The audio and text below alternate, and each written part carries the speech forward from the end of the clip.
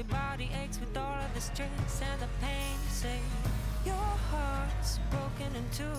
No matter what, you can't seem to come through to me. No matter how soft I can be, no matter what I say or think, no matter how many pages are tied, you're all tied up with your heart cut up, and I think that you're in some need of medical company. So lie down, boy, and let Dr. Love take a look, see.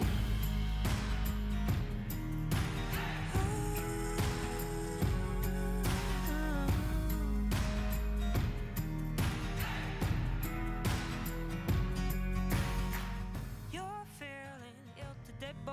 You look sad, all overcome. Well, let me help, lover. You should try to rest your head. Working hard to outrun all the ones that chase. I can't run fast enough, can't pick up the pace. People run towards love, kamikaze craze. Let's be real, some true love is really just a face. Heard it all before, y'all just need a score. Don't want it anymore, can't take it no more. Lover I adore, yes and I am sure. Because love is war, over and over, baby.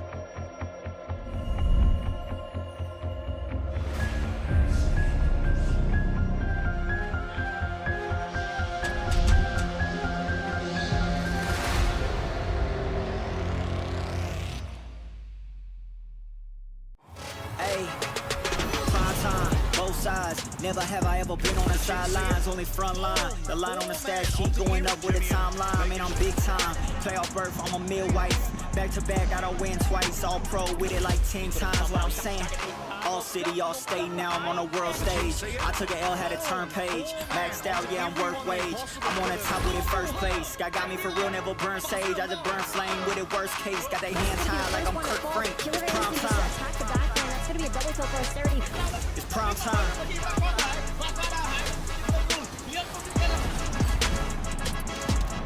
It's prime time.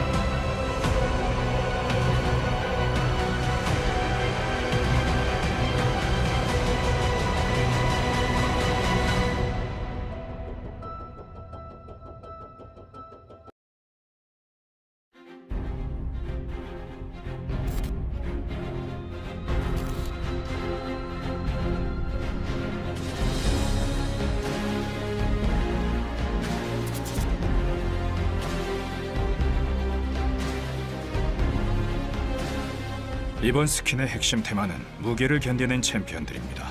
단순히 승리한 팀이 아니라 압도적 기대와 무게를 이겨낸 팀이었기 때문이죠. 이 무게를 상징적으로 담아낼 수 있는 가장 적절한 세계관이 중세 유럽 판타지였습니다. 왕관, 기사, 권위, 그런 구조를 통해 Heavy is the Crown이라는 월즈 앤 썸턴과 맞물리게 되었죠. 번개의 신 제우스를 스킬 이펙트와 미니나르 분메랑에 넣었고요. 변신했을 때는 거대한 느낌을 주지만 그렇다고 또 너무 과하진 않게 잘 나온 것 같습니다. 강력한 짐승 같은 거대날의 번개의 힘이 흐르는 모습을 보여드리고 싶었습니다. 월즈에서 플레이한 제 스타일의 나르를 스킨으로 잘 표현해 주신 것 같아요. 나르한테 좀 안경을 씌워놨는데 좀 그게 재밌는 것 같습니다. 제가 월즈 우승하고 트로피에 머리를 한번 찌은 그런 사건이 있었었는데 그거를 귀한 모션에 잘 녹여주신 것 같습니다. 와, 살아있네, 메가나르가. 말을 하지 말고 맡기자. 그래서 저의 말을 들으면 들을수록 더 이상해질 수도 있어요. 이 토템 목걸이에도 있는 호랑이를 디자인에 넣어달라고 요청했었습니다. 단순한 장식 요소를 넘어서 제 상징으로서 호랑이를 담을 수 있도록 무기 자체 디자인을 멋지게 해석해 주셨어요. 귀한 모션에서 유니폼을 이제 어깨에 걸친 형태를 제가 희망해가지고 제 아이덴티티를 최대한 많이 스킨에 넣고 싶었었습니다. 잘 나온 것 같습니다. 괜찮은 것 같은데요? 2024년 같은 경우에는 제가 디펜딩 챔피언으로 다시 우승한 한 해이기도 하고 조금 무게감 있는 그런 스킨이 나오면 좋겠다라고 생각을 해서 그런 좀 그림자라든지 되게 좀 묵직한 느낌을 많이 주려고 했고요. 팀으로서의 그런 날카로움 같은 것들을 좀 많이 보여주려고 최대한 좀 뾰족하게 그런 것들을 잘 살렸던 것 같아요. 저는 그 귀한 모션 할 때 그 뭐 홀로그램처럼 그 추억이 나온다 했잖아요. 이번 월즈에 좀 서사가 있었습니다. 구마유시 선수의 제안은 제작팀에게 영감을 줬습니다. T1 스킨 제작 전반에 큰 영향을 끼쳤죠. 저는 스킨 전반에 회색, 흰색 톤을 최대한 활용하길 원했고요. 디자인은 약간 유럽 조각상처럼 조형적인 느낌이 들었으면 좋겠다고 말씀드렸어요. 회색, 막 흰색, 검은색 이렇게 해가지고 여기 유럽이니까 막 박물관이 그런 예술품들 그런 컨셉을 생각해. 일단 개인적인 생각이라고 말해주세요. 모두의 생각이 아니고 전체적으로 이번 스킨 시리즈가 무게를 견딘 자들에 대한 이야기인데 바로스는 그 무게를 겉으로 드러내지 않는 이미지나 스킨적으로만 표현했으면 좋겠어요. 뭐 숨은 의미 막 그렇게까지는 안 봐도 돼요. 빨간색 느낌이 되는 게 멋진 것 같고 스킬들도 좀 세 보여서 좋은 것 같아요. 그리고 제가 바로스 WQ로 바론 스틸을 좀 했었어서 귀한 모션에 바론 피냐타 이렇게 터트리는 것도 들어가 있고요.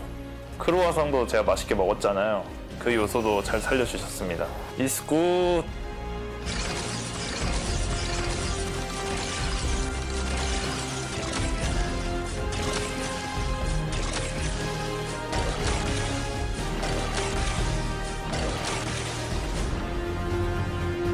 되게 간지나고 멋지고 좀 진지한 분위기를 나타내는 느낌을 많이 원했던 것 같고 간지나는 마스크를 쓰고 있으면 좋겠어요. 멋진 마스크, 멋지고 스타일리시하게 이제 또 요즘 사람이다 보니까는 좀 스타일리시하게 부탁드렸던 것 같습니다. 어깨 장식 같은 게 좀 뾰족뾰족하고 좀 높게 올라가서 이제 포인트를 줄 수 있으면 좋겠다고 생각했고 무기 디자인도 더 날카롭고 긴 진짜 칼처럼 그런 형태를 이제 또 희망했습니다. 파이크가 살생부를 딱 펼치거든요. 그림을 자세히 보시면은 무슨 챔피언인지 이제 잘 알 수 있을 거예요. 파이크의 꽃이 또 이제 공 표시라고 생각하는데 그런 표시들이 또 T1의 상징인 붉은색으로 이제 이펙트들 나오고 그리고 좀 너무 붉으면 또 안 되다 보니까는 은색 같은 걸로 좀 같이 곁들여서 나왔는데 제가 생각했던 것보다 훨씬 궁 표시가 예쁘게 나온 것 같아가지고 너무 만족합니다. 초월급인데 이 정도면? 이번에는 사일러스인데 여러분들이 또 결승전에서 저희 플레이를 많이 좋아해 주셔서 스킨이 나오게 됐는데요. 이번 스킨은 사일러스 스킨 중에 처음으로 양쪽 팔의 사슬이 서로 다르다고 합니다. 그 이펙트를 딱 봤을 때 되게 작정하고 멋있게 만들어 주신 것 같습니다. 더 어둡고 더 위압적인 느낌을 많이 살렸습니다. 귀한 모션에서 왕관이 불타면서 해방되는 듯한 액션이 있는데 그런 게 사일러스의 멋을 많이 표현한 것 같아요. 제가 파이널 MVP가 될 수 있게 많이 도와준 사일러스 프레스티지 스킨도 많이 사랑해주세요. 2024 월드 우승의 감동을 팬 여러분들이 다시 한번 느껴보셨으면 좋겠습니다. 감사합니다.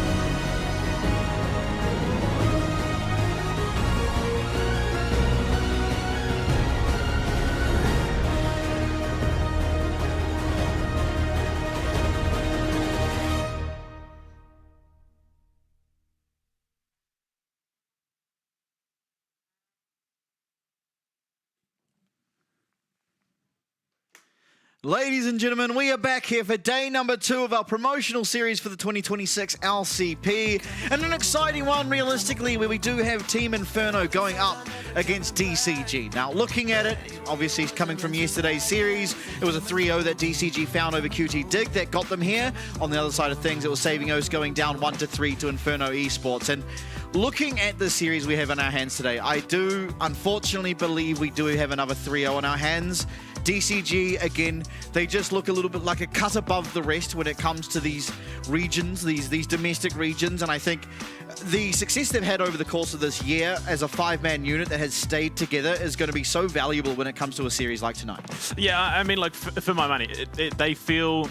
And this is not to discredit DCG, who have identified, given themselves this pretty clear-cut identity. They feel almost like junior talent in the way that they execute, because when they collapse in as a team, they do it brutally efficiently. And it seems to be maybe it's just a case of it is a very PCS style of play, and it looks very reminiscent of that. But DCG, clearly their own entity when it comes to this region. So Inferno Esports, they made their mistakes against Saving O's, and unfortunately for Saving O's, they weren't able to capitalize nearly as well as Inferno Esports did. But a team like DCG, what we saw yesterday, tells me that Inferno Esports aren't going to have the same luxuries they did against the OSA representatives. Yeah, absolutely. And you look at the success that DCG had, right? There was only one moment for about 5 minutes in any of the series where it looked like they even could possibly lose, and even then it was pretty immediate that they found that pick onto Yuhi that then pretty much secured themselves that Game 1 win. Game 2 and Game 3 were just absolute stomps, and so they do play like a cohesive 5-man unit. They play like a team,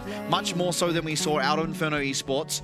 And I just can't shake the feeling that, yes, the PCS is just a little bit stronger as a region than the rest of these domestic leagues, and unfortunately the fact that DCG's won throughout the entirety of the year does then honestly just tell me that it should be pretty clear fire for them to at least make it to the series tomorrow against Chiefs. And honestly, going into that, if they look as good today as they did yesterday, I'd even have some confidence of them taking that. Yeah, I mean, I think it really does just sort of speak to how much competition has been available to both, teams coming into this. For DCG, there's been 3 splits of the PCS played throughout this year. For Inferno Esports, they've had the League of Republica, which ran from, the 10th of July to the 27th. So 17 days worth of competition versus an entire year. I think it's rather impressive that Inferno Esports find themselves looking as coherent as they do. It's a pretty hard, even Saving O's to an extent, they had maybe a month to get themselves to the position that they were in yesterday, and they still almost found themselves going up against DCG today. It's definitely one of those things, like, given how we've seen these teams play, you want to see that competition expanded into 2026, because if that's what they're able to achieve with less than 3 weeks to get themselves coordinated to a point where they play in a competition like this, imagine what they could do with an entire year's worth of preparation. Yeah, absolutely. And that is kind of where we find ourselves. It's one team with a lot of experience playing together. They've played, obviously, in what was the Tier 1 league in the past. I mean, 665, as well as Feng and Chelsea were all in the PCS last year. Chelsea has even played in the LPL. So you look at this, it's like, okay, this team has a lot of experience. They've now played together for an entire year, and it does feel a bit insurmountable for the rest of the teams. Now, looking at them as individuals as well, just phenomenal players. I mean, 665 didn't die a single time in games 2 and 3, playing out of his mind. Feng as well. He had a shaky game on Corki, I'll give you that, but outside of that, looked really, really good. And Chelsea, for my money, in the pool of supports we have here, is arguably the best, and I'm including Luon in that pool. I think Chelsea ultimately is just such a talented support player that it makes these bot lanes very, very difficult. And you look at Inferno Esports, where did the majority of their success come from? Well, it was out their bot lane. I don't think they're going to have the free reign that they got yesterday, and unfortunately Feng and Chelsea just seem a little bit above in terms of their capabilities and how they play as a unit, as a 2-man duo down in that bottom lane. Yeah, and you look at the two teams and what was played yesterday, there's clearly a lot of overlap in that bot lane. So whether it's coming through the ban phase or the pick phase, there is going to be some heavily contested picks. So I think it does paint a much more interesting story for these two teams coming into it, who is going to be able to work the best with the scraps that then remain coming out of the Fearless draft through games 1 through 3, potentially further if Inferno Esports can push it, because the onus really is on them to push it beyond just a 3-game series. Yeah, absolutely. And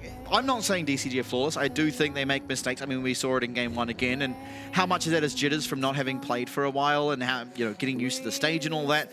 We'll find out obviously today and the series that we have on our hands, but I do think ultimately it should be DCG picking up. I think looking at yesterday, it should also be a 3-0. but they aren't without their faults.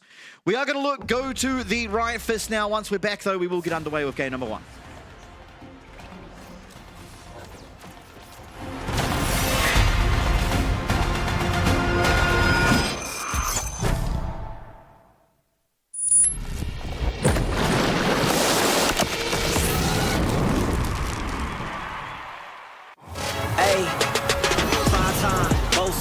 Never have I ever been on the sidelines, only front line. The line on the stat sheet going up with the timeline. Man, I'm big time. Playoff berth, I'm a midwife. Back to back, I don't win twice. All pro with it like 10 times. What I'm saying, all city, all state. Now I'm on a world stage. I took an L, had a turn page. Maxed out, yeah, I'm worth wage. I'm on the top with it first place. God got me for real, never burn sage. I just burn flame with it worst case. Got they hands high like I'm Kirk Frank. It's prime time. Attack the backline. That's going to be a double kill for a 30. It's prime time.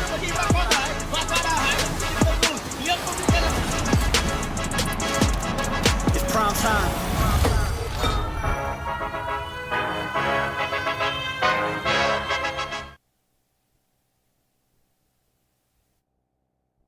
Incredible the openings are. They've included teams from all over the globe there to bring us that entrance, and now we get to see the players as they will take to the stage. DCG up against Inferno Esports. I mean, again, we harped on about it in the pre-show. DCG, again, a lot of time spent together, an entire year in which they've won absolutely everything they possibly could. This is the one thing left for them to win, and they are coming in looking hot. Yeah, and I mean, I can understand Twitch chat comes into that pre-show and thinks, oh, well, these casters are really biased. They're leaning very heavily towards DCG. I mean, the record speaks for itself. It's not that Inferno Esports are a bad team. No, in fact, I want to see more of these guys. Given how they played yesterday, they just lack the experience compared to a team like DCG, who are in the heart of the LCP in this city, of course. And as we see these two teams take to the stage, a massive opportunity here up for grabs for Inferno Esports. They could do arguably the unthinkable in representing a Filipino team to a major region. Yeah, that would be incredible to see. Unfortunately, they are looking across from the likes of Florin, who took to the stage in that top lane, and 665, of course, coming onto stage as of now. And I mean, for both the teams, honestly, junglers yesterday performing really admirably. 665 again, didn't die in the second or third game of the series. Had a very good game for himself in the first game as well. And on the other side, Born This Way, fantastic Lee Sin performance. Honestly, game-breaking Sejuani performance, which is not often something you think out of a Sejuani. It's going to be a lot on these two guys' shoulders as to how much they can do for their team.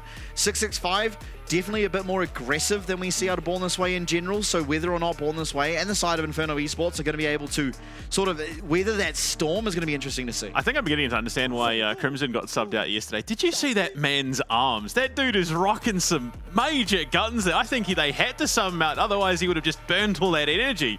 That dude has got some absolute stature behind him. But as the last couple of players take to this stage, I mean, Moops had some standout moments against Saving Oath yesterday and literally ripped the heart out of a region effectively. Absolutely.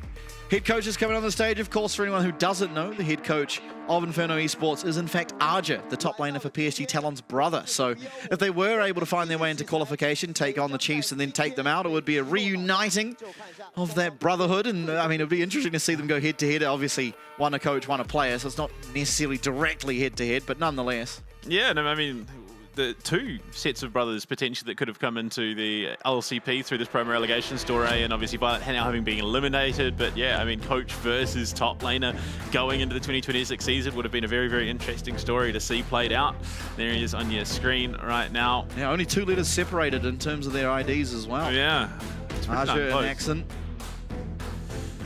But, I mean, how much can he bring to this roster? It was quite effective yesterday. Yeah.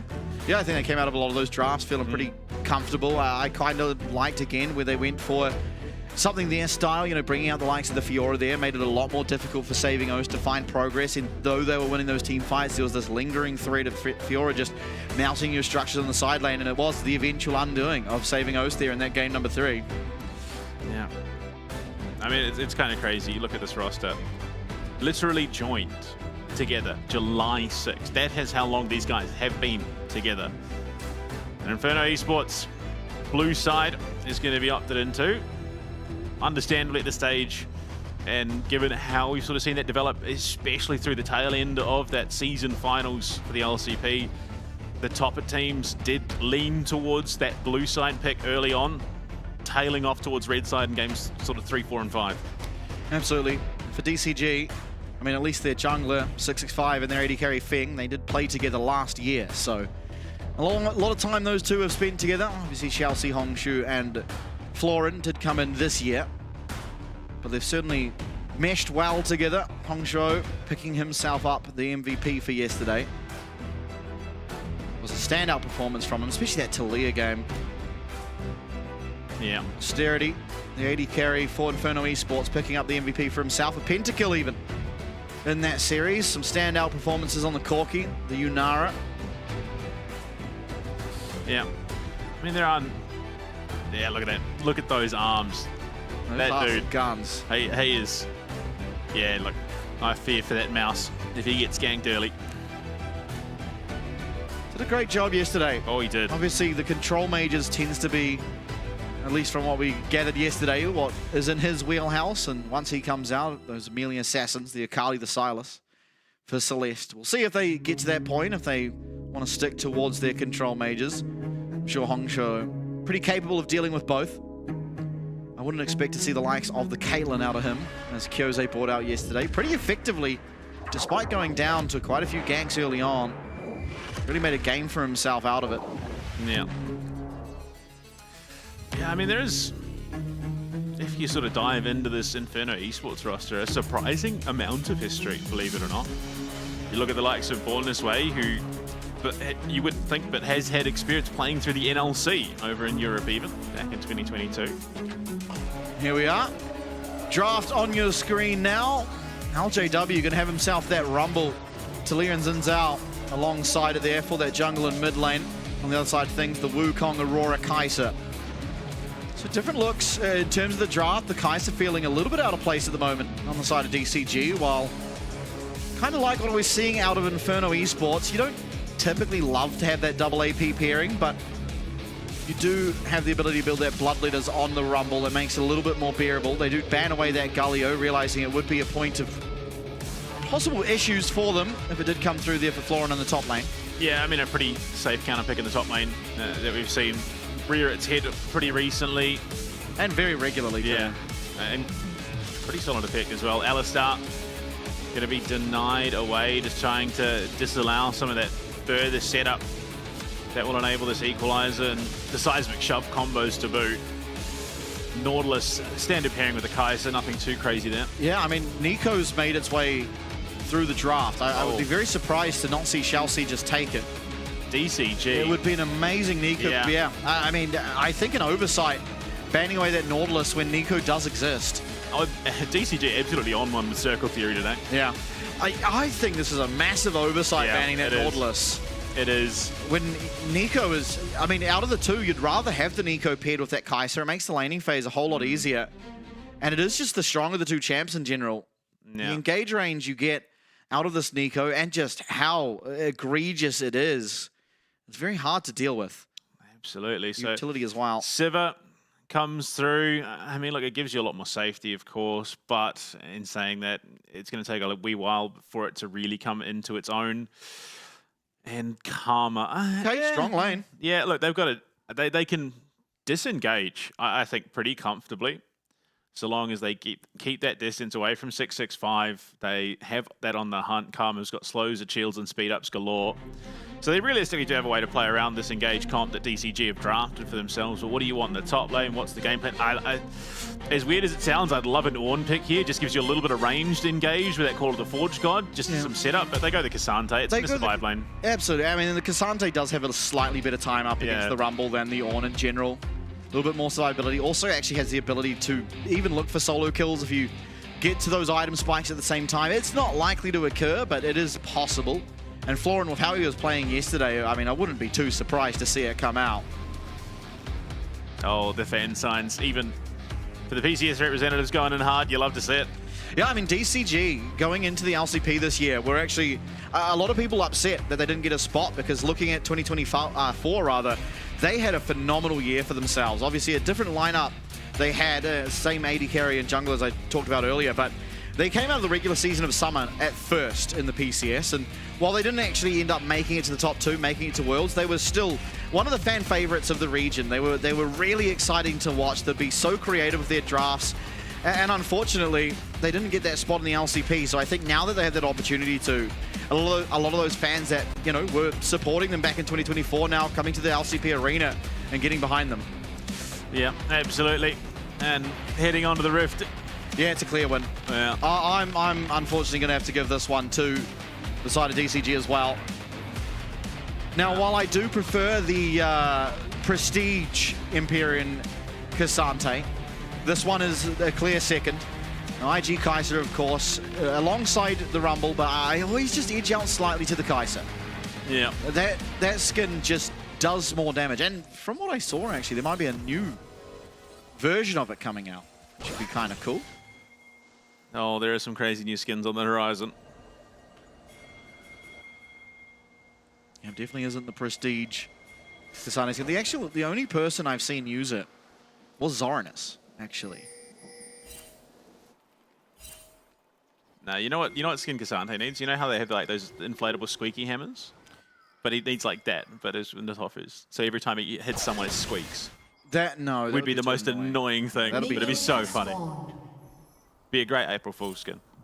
Okay, sending Fing up to 1v1 up against this Rumble. We saw this yesterday, and it actually went much better for the Rumble than it did for... what was it even in that game?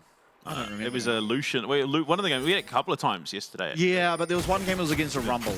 I forgot what the other side of that matchup was. I want to say but I think that was the original time we saw it, which was Betty. No, top laner. It was the top laner. Yesterday it was Lucian into the Rumble. It didn't really do much. It might have been, yeah, I think you're right.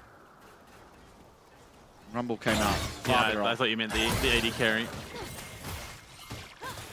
But I mean, early scrap in the mid lane, no real surprises.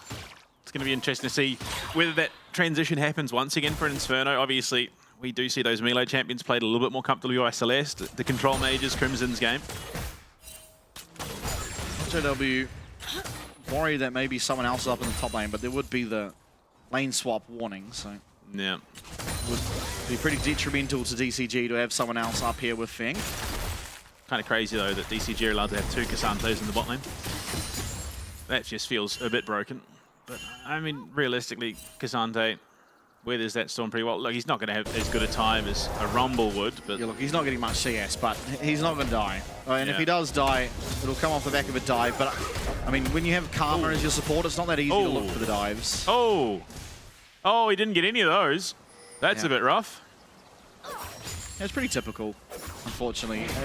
You have the option, you can to get that CS, but you're going to lose a lot of HP, and that's going to make you very vulnerable to getting dove. But we see now Moops heading up to the top side to support LJW. Much the same here for Shall See. Absolutely.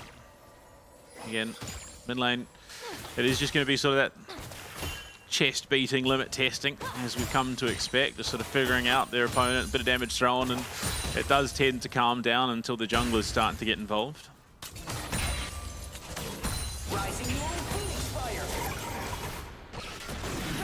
What a bizarre turn of events. Lane swapping might not be an official thing anymore, but even then, the innovation of players will find some way around it. Yeah. And it does mean that you somewhat navigate the early power of the Rumble. While obviously the Cassante is not going to love being into range either. He does do a little bit more for a little bit less in general. Yeah. Although Rumble with the equalizer doesn't need the most resources to have impact. Sterity catches the Q3 with the spell shield.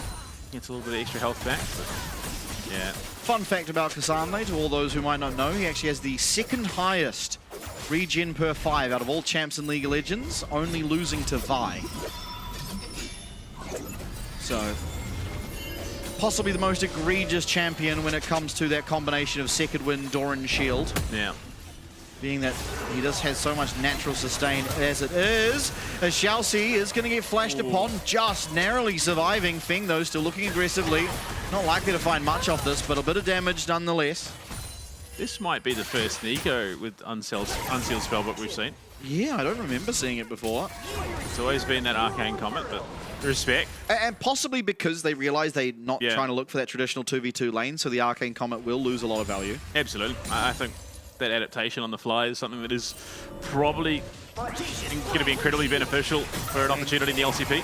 Doesn't have the barrier, of course, taking the ghost this time round. Flash forward, going to be able to get that first blood there onto LJW. Florin coming to answer this minion wave, so at least not too many minions will be lost there, but still some great free time for Austerity in the bot lane and a great first blood picked up here for Inferno Esports. Absolutely. Yeah, those sorts of adaptations on the fly going to be huge. Unfortunately, it doesn't quite work their way as a great lane gank, technically, I suppose. It was the full length of the lane, though, from Born This Way. Gets himself there. Xiaoxi thinks full that his bot lane is the one in trouble. Unfortunately, they then turn their attention to him, spot a much easier, much juicier target with no flash available. Moops having to use that flash heal to survive, but does admittedly manage to. Still 665, still going to be proactive, looking towards picking up a dragon here, although it might be Hongshu that's in a bit of trouble between worlds. Going to get him clear. This is trading of ults in that middle lane, but it does force 665 off the dragon for the time being. Still turning around to get back on it as Fing is going to be in the area to help him out. So not a lot of damage done here. Born This Way wanted to look. There could be an avenue in. Instead, decides he's going to head towards his jungle. Yeah, I think that's the smart call, honestly, because you see he's a level behind. The last thing you want is to continue slipping further and further behind, especially a Wukong who is just power farming towards that 6. Unfortunately, the cost benefit of being a little bit more proactive around the map for Born This Way means that he is just a step behind. Hongshu now on the Aurora, going to be matched into this Rumble. This is a matchup we actually saw in the LCP a couple of times. Just come out straight from Kiaya more often than not. Aja was the other one to pick it up, if I remember correctly. Yeah, that sounds it was very early on. That sounds about on par for Aja. He's a bit of an enjoyer of the range top laners, I'm sad to say. And then Zoran has pulled it out once, but I can't for the life of me remember who was playing into it. I don't think it was a Rumble that game, but either way, that is a wee while ago now. 665 has Cyclone online, still holding a nice, comfortable advantage over Born This Way, and can look to start finding those opportunities to get that Cyclone ripping. Yeah. The Zoranis game was against DCG, but I also do not remember which champ it was. No, it definitely wasn't against DCG. Sorry, DFM. Yeah. No, neither can I. I think it was a tank that game, honestly. It might have been Rumble. Ray, a bit of a Rumble enjoyer. Who knows? Anyway, that was back in Split 2, so if I'm not mistaken, the first week of. Yeah, it was. Then he played Nidalee into Sion. Ooh. No, that was the Jace into Sion. It was Nidalee into Ambessa.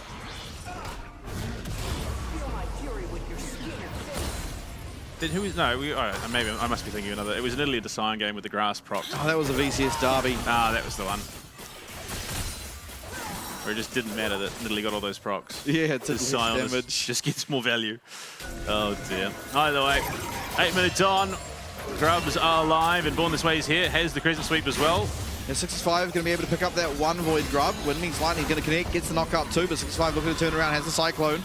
Does use it early. Moops, unfortunately, using that chain on the Grub instead of on the Wukong. It's the trading of these Grubs for now, but Born This Way sticking in that pit. It's a full-on 5v5. Florin trying to find an avenue in. Does go completely wide there with the pass make, but it still finds his way on the ult. There onto Born This Way. A lot of damage coming through here. Florin trying to find that first kill. It's going to be 665 that picks it up. Now a 4v5 on the horizon as Xiaoxi desperately tries to find some CC, but will not be able to do so. 4v5 still. IE still looking for an avenue in. Snare connects. Fing getting taken very low here from LJW. As it's also going to be Florin having to go away, and these boomerang blades are landing. So much damage coming through, but no kills will be found. Just the one for DCG. Yeah, I mean, scrappy DCG ultimately come out on top there, get themselves 2 of the 3 Grubs and find themselves a pick to boot. Just continuing to keep the Xin Zhao down, allow 665 to keep ramping up further and further. And a little bit rough, it looked like it was going to be a good shout, and it was a decent ult out of LJW, but just with Austerity realistically unable to play that fight in any meaningful way. Much the same it felt like for Crimson. Because On the Hunt comes out early, TPs come through. They then can't decide whether they want to collapse into the pit or down. And Yeah, the bot side of that river. It was just indecision, really. Well, I think Born This Way, walking where he did, gives free passage out for Florin with that ultimate. And I think otherwise, actually an avenue to possibly target down and take out Florin. But because he gets that all-out out, it clears the distance, gets himself free of really any meaningful damage that can come back down onto him, and also brings Born This Way straight into the midst of his 5-man unit. Yeah, unfortunately, just a little bit of indecision.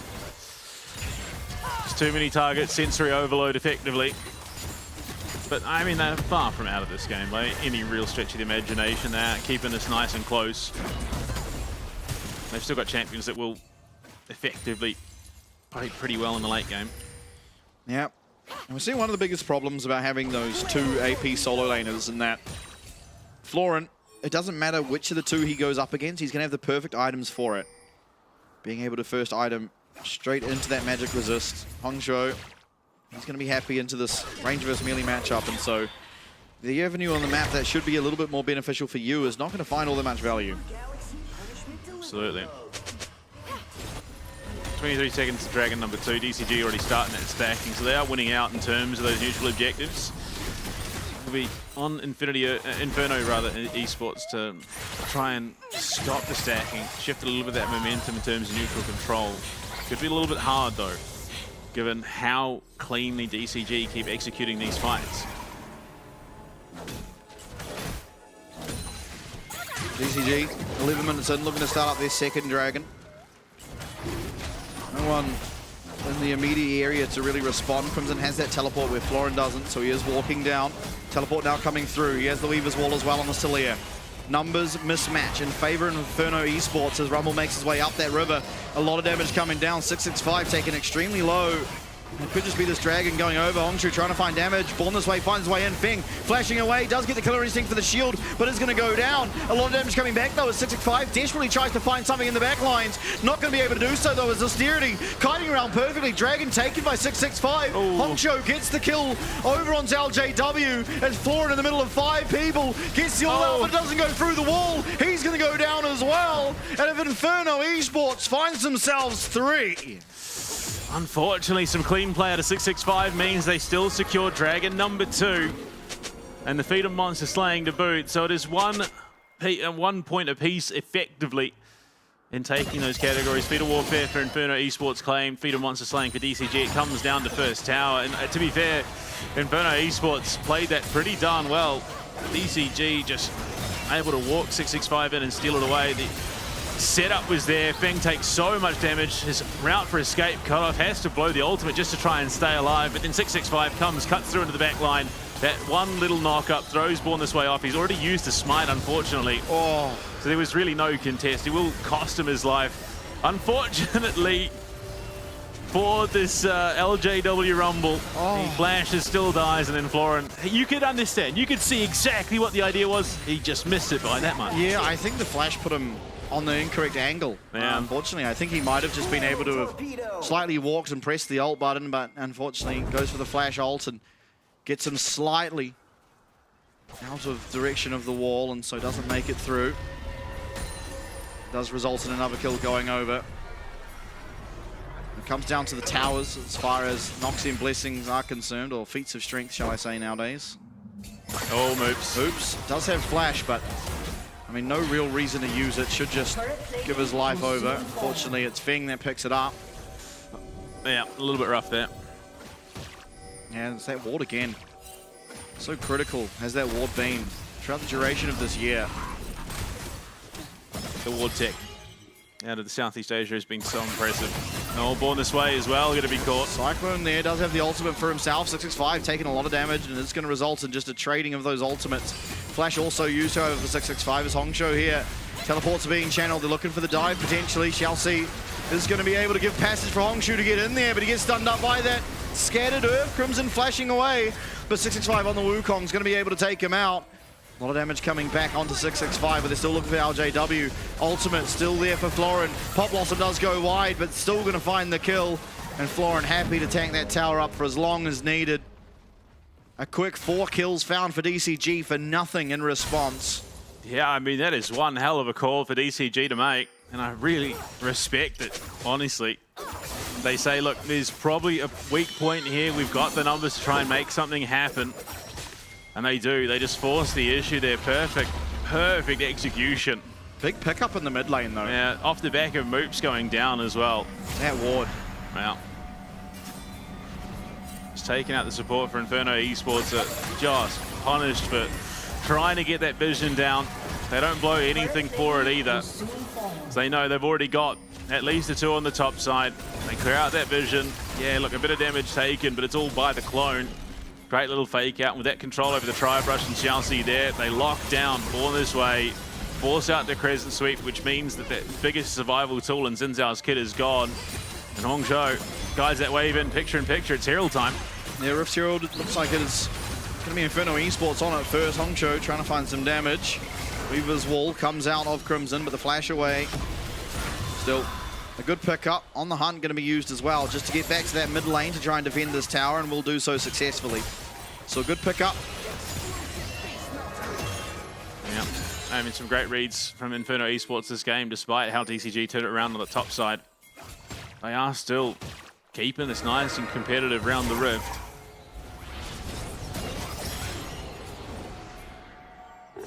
Things coming down. Not a whole lot to find, but Moops takes a substantial chunk of damage there. Austerity happily clearing away these minion waves on the Sivir though. So no more damage to come through on that mid tower. DCG already having lost theirs to Inferno Esports puts the map state relatively good ultimately for Inferno Esports. Down 1k gold, nothing too impactful in general. Oh, there you go, just chunks, chunks, and chunks. Classic between the Nico and the Aurora. Ping. A lot of time in this bot lane. No one's going to come to answer, so they will just sack this tier 1 on the bot side. Yeah, nice chunk of gold to be picked up there by Fing. Bunch of minions as well. Tier 1's gone in the mid lane, so they're going to look to try and crash this Herald into the tier 2. Yeah, it's been placed extremely early. Oh no. Yeah. Oh no. Oh, this is not what you want to do. Oh, this is really bad. That is not good. The team's actually here though. Hongzhou maybe going to be taken out. Flash away, shut down. Austerity making us eat our words, but the Pop Blossom finds the Sivir, finds 3. A lot of damage coming back though. The Equalizer slightly off its mark, and Florin continuing to go forward. 2-man knockup. Ultimate's there. He's in the back line. What can be turned around there for Inferno Esports? Nothing at all, as DCG will find 2. They'll find 3, and Moops will once again be the last standing. Mind control. I just... Look, yeah, okay. You can understand the idea. There was support near enough, but unfortunately, Inferno Esports weren't aware that DCG had reinforcements on their way. A bold call. In a competition like this, you do have to be bold. Unfortunately, that boldness results in another 4 kills going the way of DCG and a Dragon on top of it. But I mean, okay. I wonder if it was a mere moment where he accidentally clicked on it. Very possibly. I mean, Hongzhou, the fact that he manages to die here is also very, very bad. I mean, I don't think he ever should be able to go down here, but a misplay by him does give that shutdown over. But unfortunately, Pop Blossom comes in and everyone caught on the back end of it. Crimson really the only one completely clear of. And you see Florin here, finds his way forward, finds a 2-man knockup, and the job's done at this point. There's not really much Inferno Esports can do. Yeah. Yeah, look, over-ambitious, I think is probably the best way to describe what we just saw out of Inferno Esports. And it looked good to start with, but then suddenly DCG come in with reinforcements and it's all over. It is over, and that is all she wrote, unfortunately. Just a little bit too deep, a little bit too far. Does set things up a little bit in that tier 2 in the mid lane, but I think you're a wee way a bit away from collecting that for yourself. Especially now on Soul Point for DCG. Yeah, very quick soul this game. That's how early that first Dragon went down and the Smite Steal that came through on the second. Third was a gimme, so in just 3.5 more minutes could be the fight that defines how at least game 1 goes. Fing coming down to this bot lane, maybe looking for an avenue in. The CC not going to be there. One more Q could land. The Ghost being popped. And that is one very, very dead Rumble. Florin going to take that one for himself. Honestly, justifiably so. Let him have one. Yeah, no, I think he's earned it. He was 0-1-6 up until that point. He's had a pretty solid game for himself. Very much so. Copping the brunt of that lane swap. Oh my. Not for a while have I seen an Aurora do this much damage, and Crimson, unfortunately, is going to go down. Florin not going to get the kill that time round. 665 picks himself up as 5th and looks to start up the Artican. Born this way, and Austerity can look to answer. Teleport is also there for LJW, who just is coming off respawn now. You see him channeling it, so is going to be an attempt at stopping this hero, but Born this way is in one hell of a position, goes straight on in. Gonna have to use that crescent swipe straight away, and he is completely annihilated. A lot of damage coming through. Shall see, not able to land on that Pop Blossom. Some great kiting with that on the hunt coming through. 3v5, but this Sivir is absolutely shredding through these health bars as the other Khan's gonna reset, and DCG gonna have to head back home. Austerity still full on HP, and it might be Inferno Esports looking towards the other Khan now. No jungler though. Austerity still hunting for Shall see. Chelsea going to cancel that recall, brings out the clone, finds that snare, but there's not a lot of damage coming back. It is going to be the kill coming through, not quite yet though. Florin trying to find his way onto the Sivir, but Austerity kiting around this fight so fantastically. In will come that Weaver's Wall. Florin's stuck on in it, but still going to find his way out the flash forward, the kill, and DCG still managed to navigate their way around it. It was just a wall. Crimson never came in for support. That equalizer was already burnt by LJW. If that equalizer had been available, that was just an absolute rout. That was Inferno Esports winning that fight hands down. But unfortunately, that butterfly effect coming through once again here to haunt teams in that promo relegation tournament. Oh, you just... On this way, yeah, just gets... Oh, okay, so it was used there.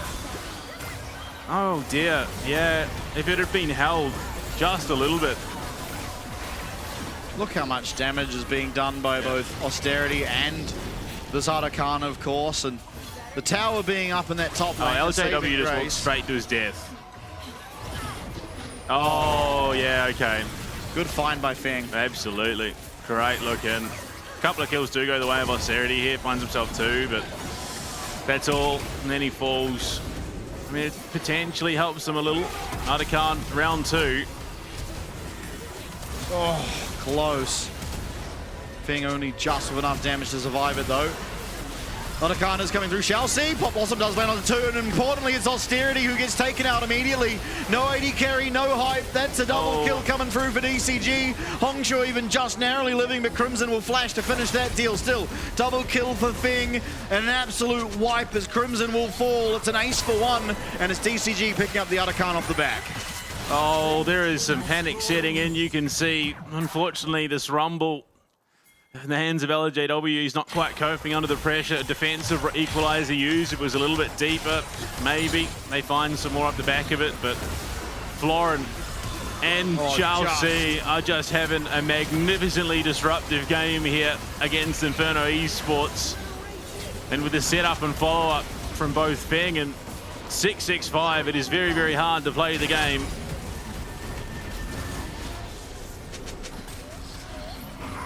And at a point now, unfortunately, in game 1 where the lead for DCG just feels a little bit too strong.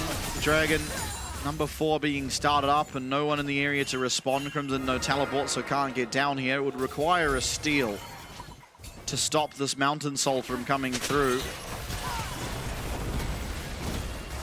Seems Looking towards it. Crimson has walked his way down here, but still quite far away.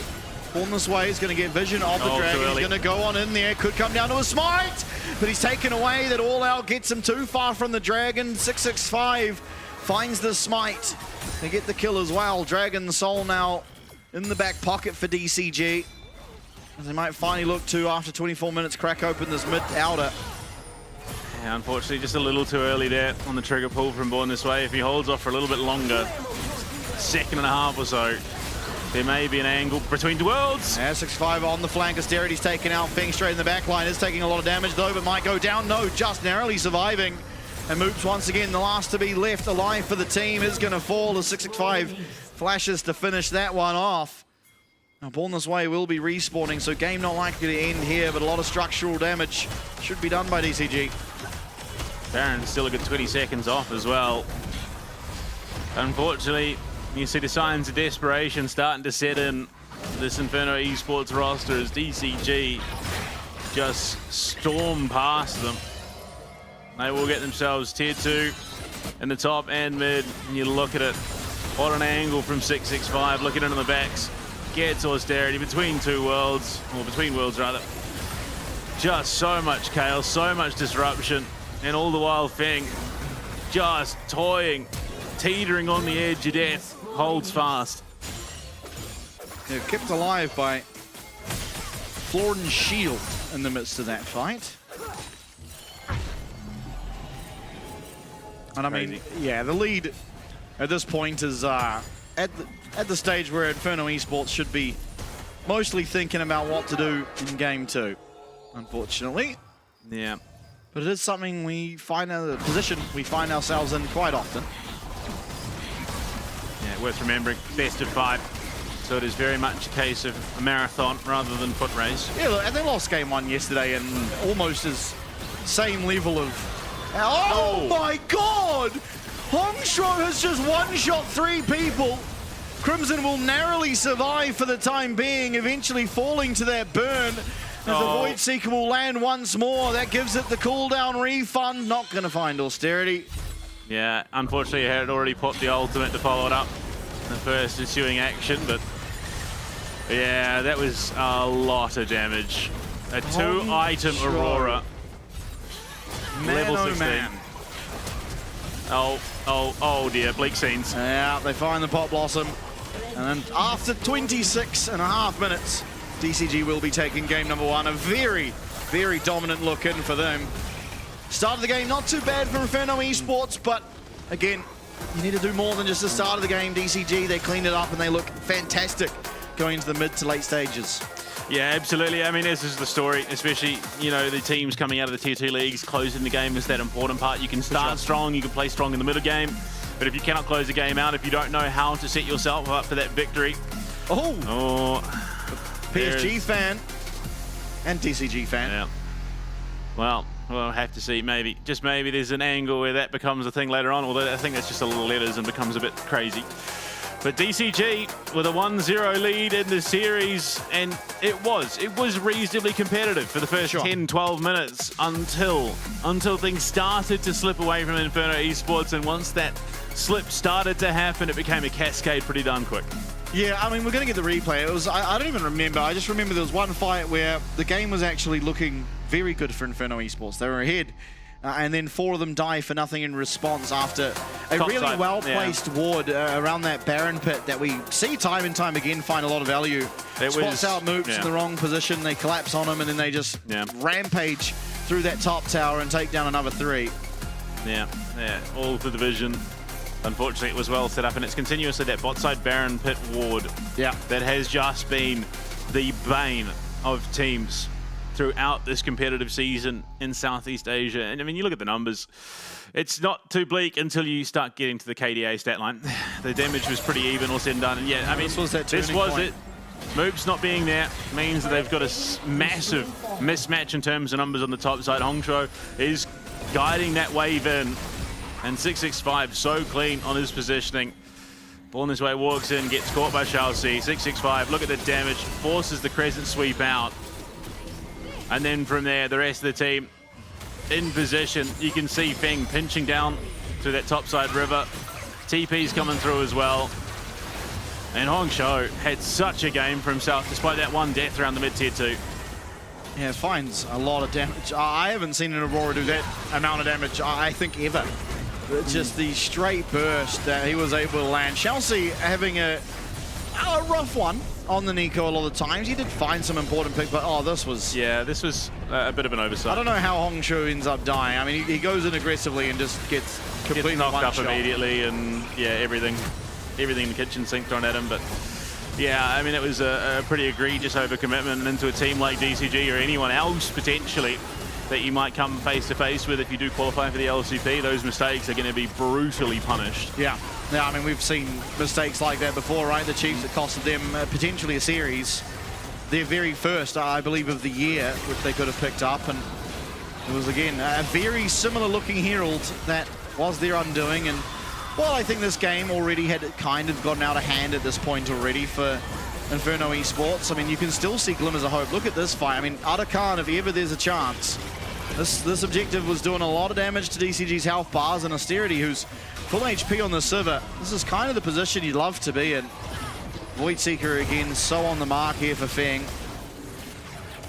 Yeah, I mean, Austerity still gets himself 2 here. So it's not like he was completely irrelevant throughout the better portion of this game. In fact, he was one of the few tenuous strengths that held themselves in it for as long as they did. Now, unfortunately, Weaver's Wall used, but doesn't really get used all for that much. Yeah, another great and dive. 665 just had some crazy flank angles this game as well. He was just always in that slightly off position, coming from the fog of war or from the side to completely route the retreat angle. And yeah, oh, this is disgusting. If not for the spell shield, Austerity also gets one shot there. Crimson eventually does fall. He only lives because of the Seraphs from the initial burst. And yeah, the game, I mean, I don't think... From 3 champions to about 40% of 1 by the end of it. Yeah, it was kind of absurd, really. Yeah, the damage that Aurora was doing. We haven't, I mean, we've seen a lot of Aurora, but never an Aurora doing quite as much as Hongshu was doing there. Now, we are going to go to a break. Once we are back, game number 2, it's DCG leading the series 1-0. We'll see you very shortly. Breaking hard to outrun all the ones that chase. I can't run fast enough, can't pick up the pace. People run towards love, kamikaze craze. Let's be real, some true lovers really just a face. Heard it all before, y'all just need a score. Don't want it anymore, can't take it no more. Love or I adore, yes and I am sure. Because love is war, over and over, baby.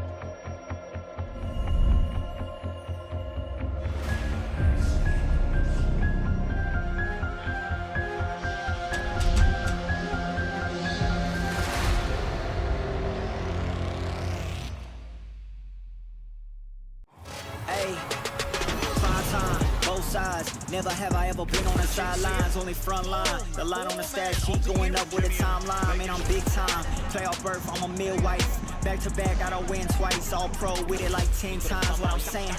All city, all state, now I'm on a world stage. I took an L, had a turn page. Maxed out, yeah, I'm worth wage. I'm on the top with it first place. God got me for real, never burn sage. I just burn flame with it, worst case. Got they hands tied like I'm Kirk Frank. It's prime time. That's gonna be a double kill for Austerity. It's prime time.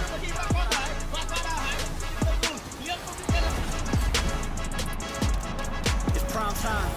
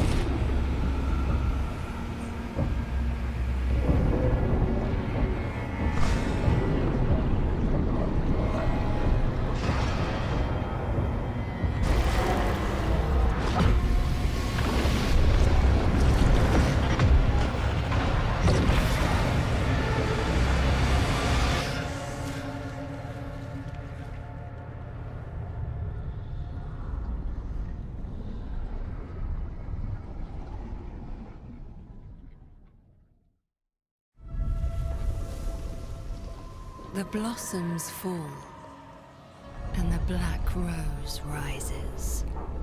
Do you feel like the heroes of this story? Coming to save the day. You're pawns in a game that's already been decided. You will fight, as good soldiers do. I will seal you away once more. Your age has passed, Darkin. Stay buried.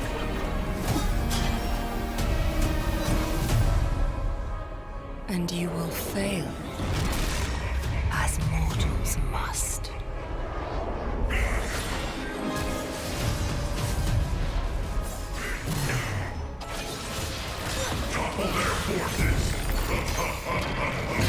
Your course was doomed the moment you left Demacia.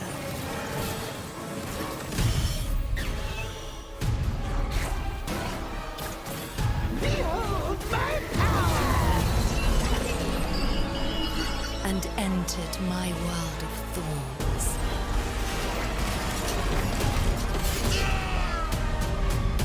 Make your final stand. And see how your story ends.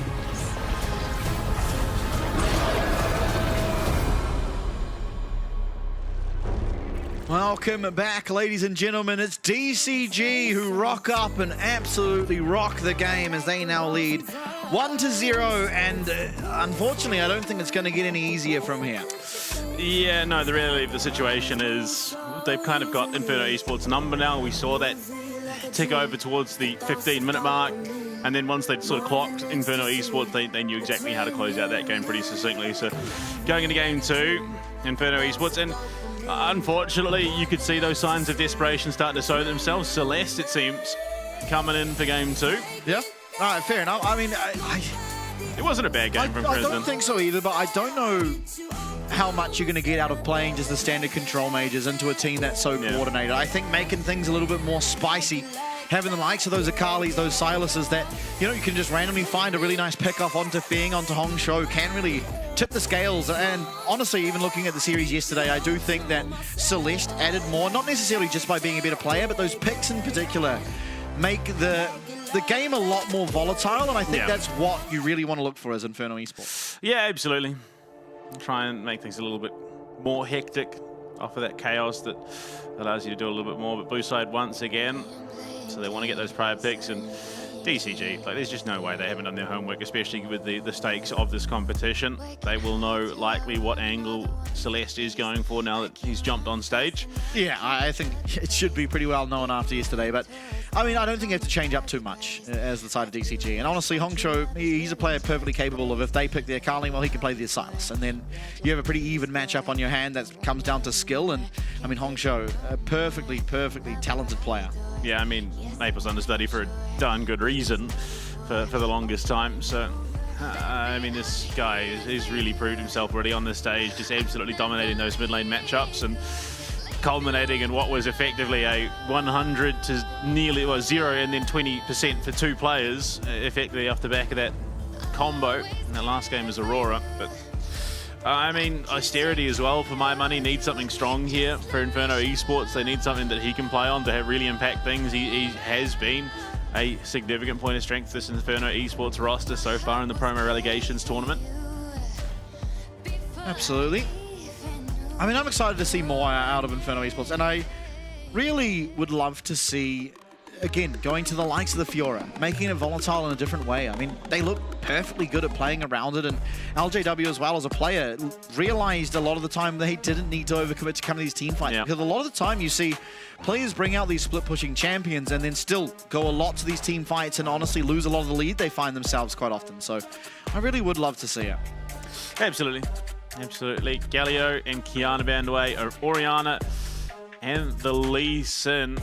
I mean, Oriana, not a champion you'd think picked up by Celeste, given what we saw from him yesterday, but clearly homework has been done, or it's just something they just don't want to deal with. Yunara take it away from Feng, and I can understand exactly why, given how clean Feng has been as well. A champion like Yunara would be a pretty terrifying champion in his hands. Absolutely. Lisa and Oriana one final ban to come through. I think a very well due respect on the Lee Sin ban. Yeah. Going for the Azir. Interesting. So, I mean, Celeste, again, Akali Silas is what we saw out of him yesterday. Not typically the sort of champions you then say, okay, he's probably going to pull out the Azir, but I mean, DCG would have done their homework a lot better than I have in regards to the study of this team and how they've come through the tournament.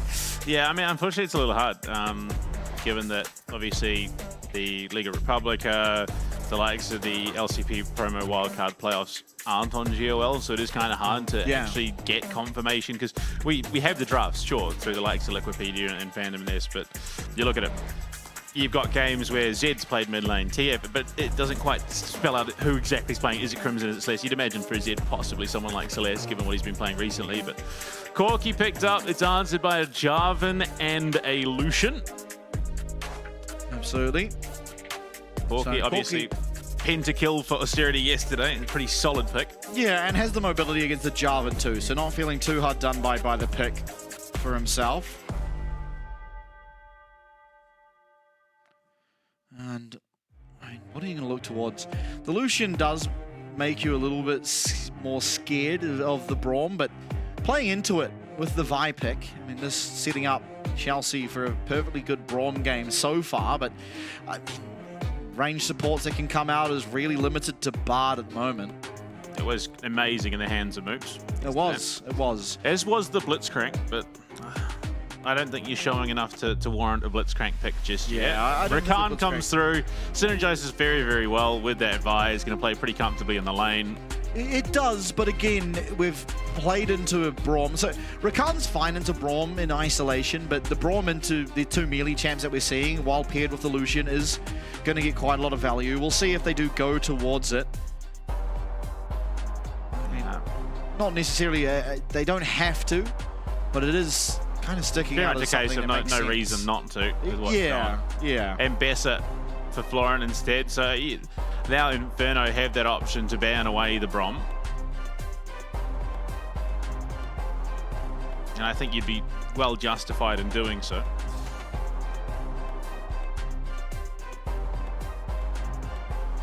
As the bans come through, we're looking for possibly support bans would make sense for Inferno Esports towards DCG. On the other side of things, top laners would stick out as probably what you want to ban towards, maybe a Renekton. Obviously, we saw yesterday LJW pretty willing to pick that Renekton into the Ambassador, and while he did fall, it was off the back of some over-aggression that you're not likely to see him fall victim to again. Jax, Rel. I think, Braum just gets crazy value this game, so you don't want DCG having that. Jax was obviously that second game that was played by Inferno Esports. Gwen going to be taken away as well. I mean, surely this has to be a Braum, right? Like, there's just no reason not to ban the Braum here. I do agree. And if you're really worried about engaged supports, the other option is Leona, but the Braum, again, just sticks out as the obvious ban to come through. They go the Leona. I mean, Alistar's still available if they really care about the engaged supports, but you haven't even hamstrung them that much. By virtue of the Alistar still being up, if they really only want engage, it's still there, but they can just go the Braum, and it's a perfectly good lane. The Nautilus as well, another option, and it will be a good pick into the likes of the Rakan if they were to want to go towards it. Alistar, okay. So, yeah, look, far from the end of the world. Silas, okay, so that's why you don't want to pick the Alistar. Now, this is a crazy Silas game. Obviously, you get that counter pick in the mid lane here for Hong Shou, but I mean, it almost doesn't matter, right? The Silas can come out of lane behind, and you're going to go into these team fights with an Alistar roll. Yeah. So, yeah, I mean, I feel like DCG could have picked the Braum, had by far the better draft. They picked the Alistar, and now it's Inferno Esports coming out very and we saw much on the how upper hand. clean Celeste Silas was absolutely just ground into the dirt by Kyose's Caitlyn in the mid lane. Still comes out and completely dominates outside of the laning phase. I'm so perplexed by this Alistar pick. Alistar AP mid lane, baby. It's still going to suck, but Sion top lane for LJW. That's how they closed out the series. Is that Scion top pick. So 2 of the 5 champions that help get over the line, and Cassiopeia. So going for the counter pick in the mid lane, again, I just don't think it matters. I mean, they literally had a Caitlyn beat down on Celeste for the first 5 minutes until they got a gank off and suddenly changed. Cassiopeia is a better counter pick. Oh, absolutely. But Caitlyn, but it's Celeste proved that he can still weather that storm. I mean, it just doesn't matter. Even if he doesn't weather the storm, he has an Alistar ult. Honestly, yeah, I'm perplexed.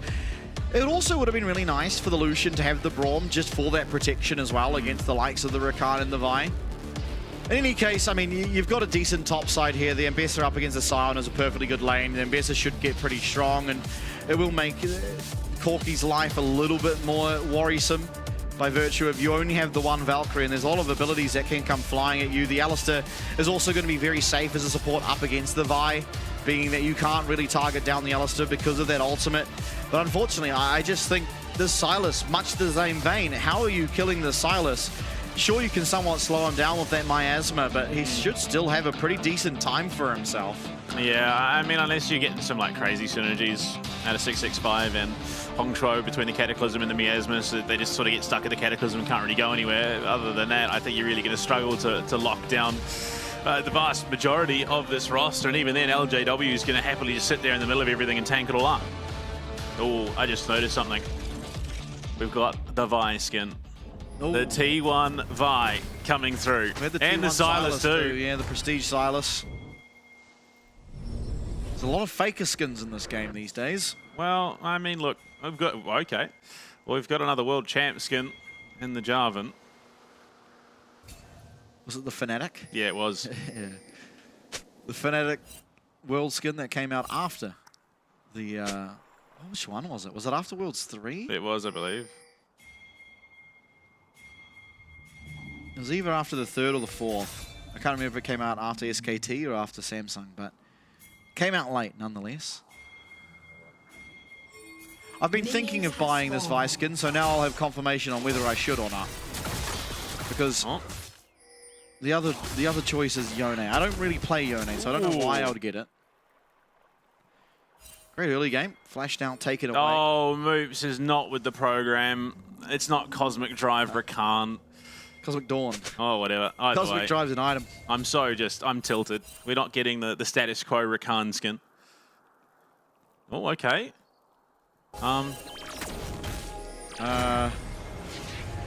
Okay. Now it's Austerity's turn, it seems. Yeah, I guess. I mean, TP wasted, but I mean, at this stage in the game, much of a muchness. That is a really annoying auto attack sound.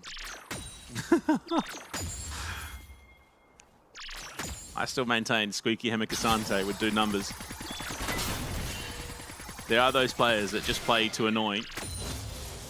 Remember the good old days of Karthus screeching with the Empire statue of Karthus, I think it's called. And I'm still a global. Global Teemo Life was the go-to for the longest time. It was a Moo. Oh, that's the one. Yeah, it was a Moo. That and Nunubot. Nunubot has just had value since its inception. True, it's not as good these days. It was much funnier when he just sort of ran around and threw the small snowball at you. Yeah, and then just spammed laugh and ran off out of lane again. Yeah. Also, the Nunubot skin has had quite a good upgrade with the rework that came to Nunu too. I don't know. I rated the old the old running animation. No, that's what I mean. Yeah. The old one was like it just all added to it. Yeah. Cross map coming through for the junglers, so will be 665 on this bottom side versus Born This Way up on the top side. Oh, both. Oh, okay. Looking for an angle in onto Celeste, as shall see. We'll find it. Is it going to result in a kill though? It won't, but the flash is going to be taken away. Yeah. I mean, it's a great shot in. I didn't see if he got that. He didn't. He didn't. Okay, I was checking. He didn't get the cannon. So a moral victory for Celeste. Absolutely. Thank you, just TP back to lane. And the lane swap is going to be matched as Moops still level 1 in the jungle. Oh, that would have been an absolute baller move. Austerity going to lose Flash as well. Unfortunately, I think, well, it would have been funny to see Moop steal it. He started with W, so... And also it was still level 1, so probably would have died outright. Yeah.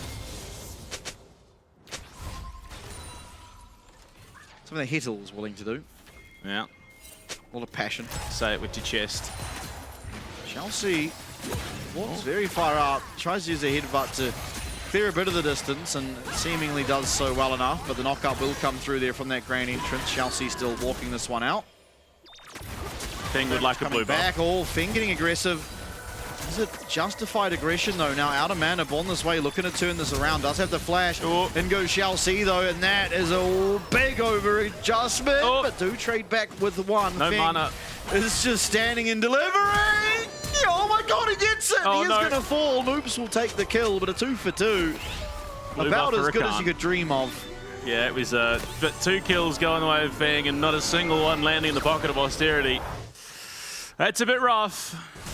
How did that even happen?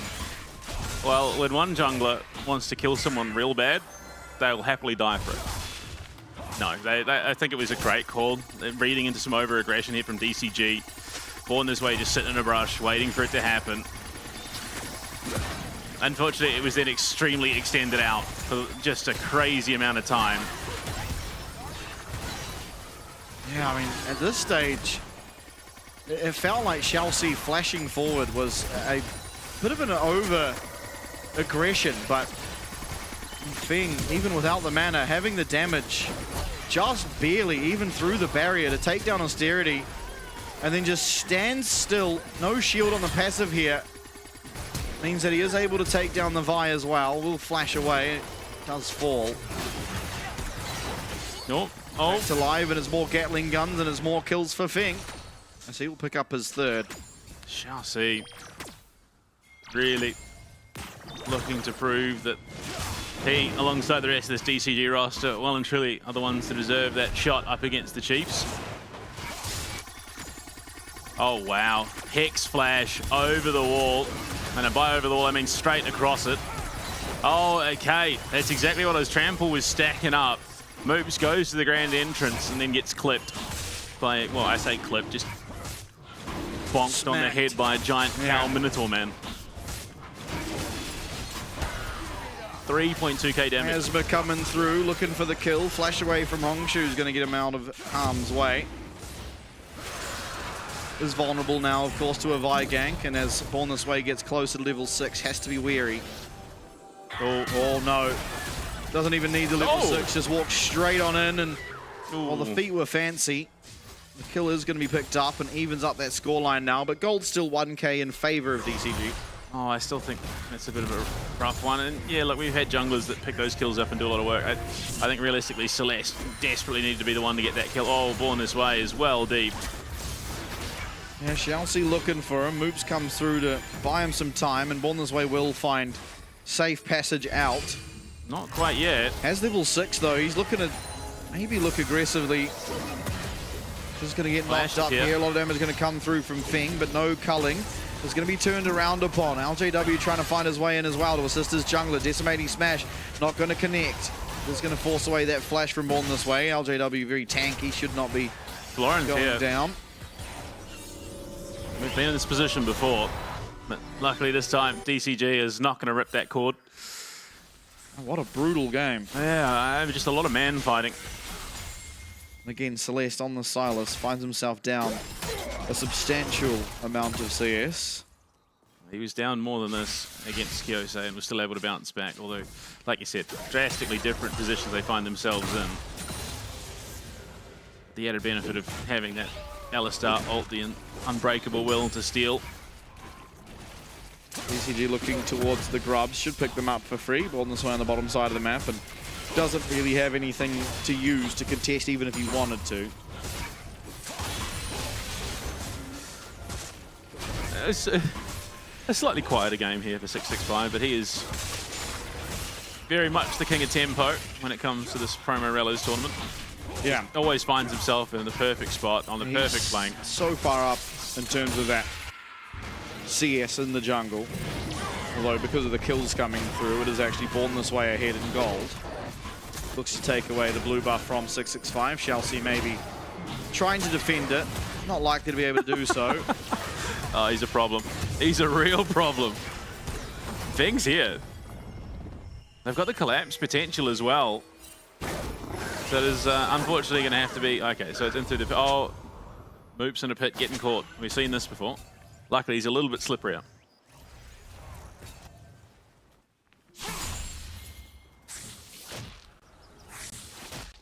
Celeste not having that pressure ease up on him anytime soon. As he comes into these team fights, should be a little bit stronger. Going for the Rod of Ages as well. A safer build, lower damage, but gives him a little bit of an added survivability. Not that this game is lacking. There's going to be that Rod of Ages build for Hongshuo as well. So Seraph, Saroa. LJW just sitting and watching the minions smack each other. Oh, there you go, fighting. Celeste actually comes out on top. A very good trade for him, but again, Hongshuo, he gets up that, finishes up the minion wave. We'll be able to look for that recall now. Catalyst should be picked up by him. Oh, shall see.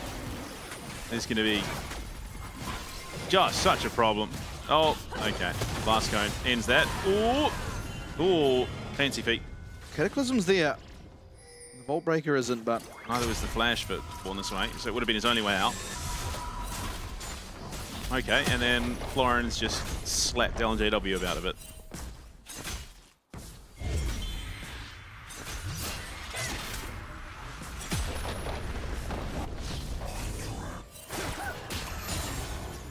This way, Triforce first, which not necessarily the path we often see. Usually it's Sundered Sky first. And yeah, I mean, Levy goes this build.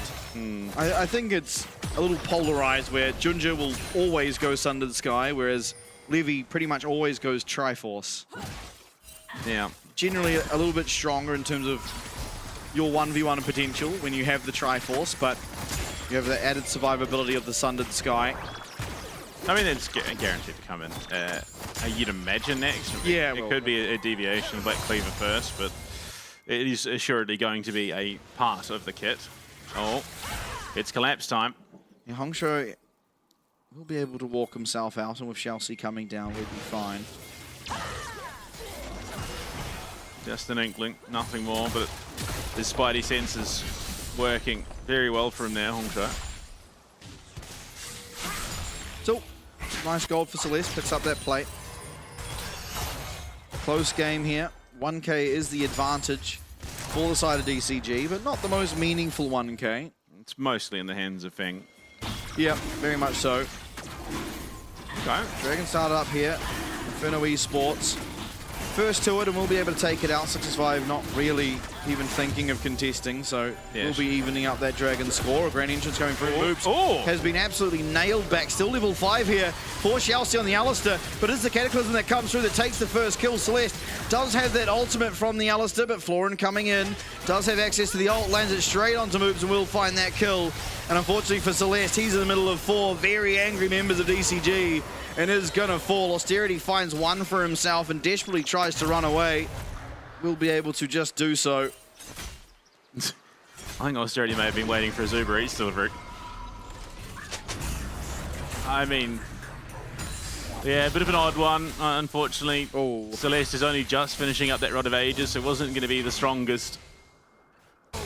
No Trinity Force for Austerity. And I mean, Born This Way just dies before the cease and desist can even come out. Yeah, I have to say, I mean, I wonder if he was on the Casio W. I have to imagine he was. It would have been, yeah.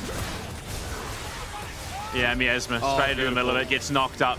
Yeah, okay, so pulverized, flagged and dragged into a Cataclysm, and he was dead before he had a chance to react. And picture in picture. Another brawl breaking out. It's going to be LJW low on that Scion, but he is a Scion after all. He is going to live. Chelsea much the same until Austerity flashes, secures that kill, and Hongshuo still looking to play aggressively. A great knockup from Moops and Born This Way here to try and capitalize. Doesn't have the ultimate on the Vi though, so he is going to go down, and LJW sticks around. He's going to be taken out. Great flag and drag. It's going to be Austerity picking up a second kill, trying to desperately run away. 665 trying to look for the kill himself. It's a good start. It's a good chop. Oh no! Oh no! The Gromp, boom, takes him out. Unfortunately, Austerity misses the blast cone, and Gromp gets real pissed off. And the worst bit of it all, Celeste just teleported down to the bot lane. As that almost kicks off, means that there is just no way that he could have been a part of that action.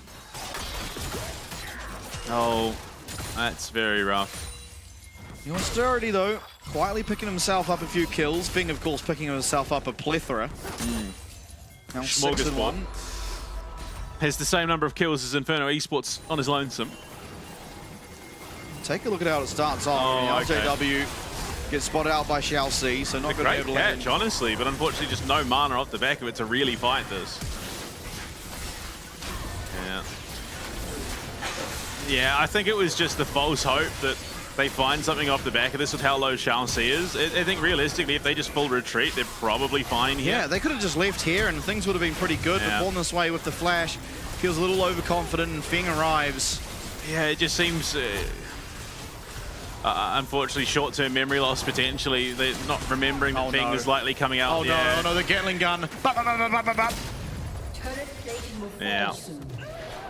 Oh, the Gromp. DCG Gromp coming in huge. And there's nothing you can do but laugh in that situation. At least the smile still. Yeah. I mean, Austerity is playing rather phenomenally. Grand entrance is fantastic. Fing, that's your big shutdown. It isn't going to go down, though. The kiting and unstoppable will go Fing. Oh, no. That is entirely on Shall C. Knocks Austerity away. Means that the damage threat is just gone.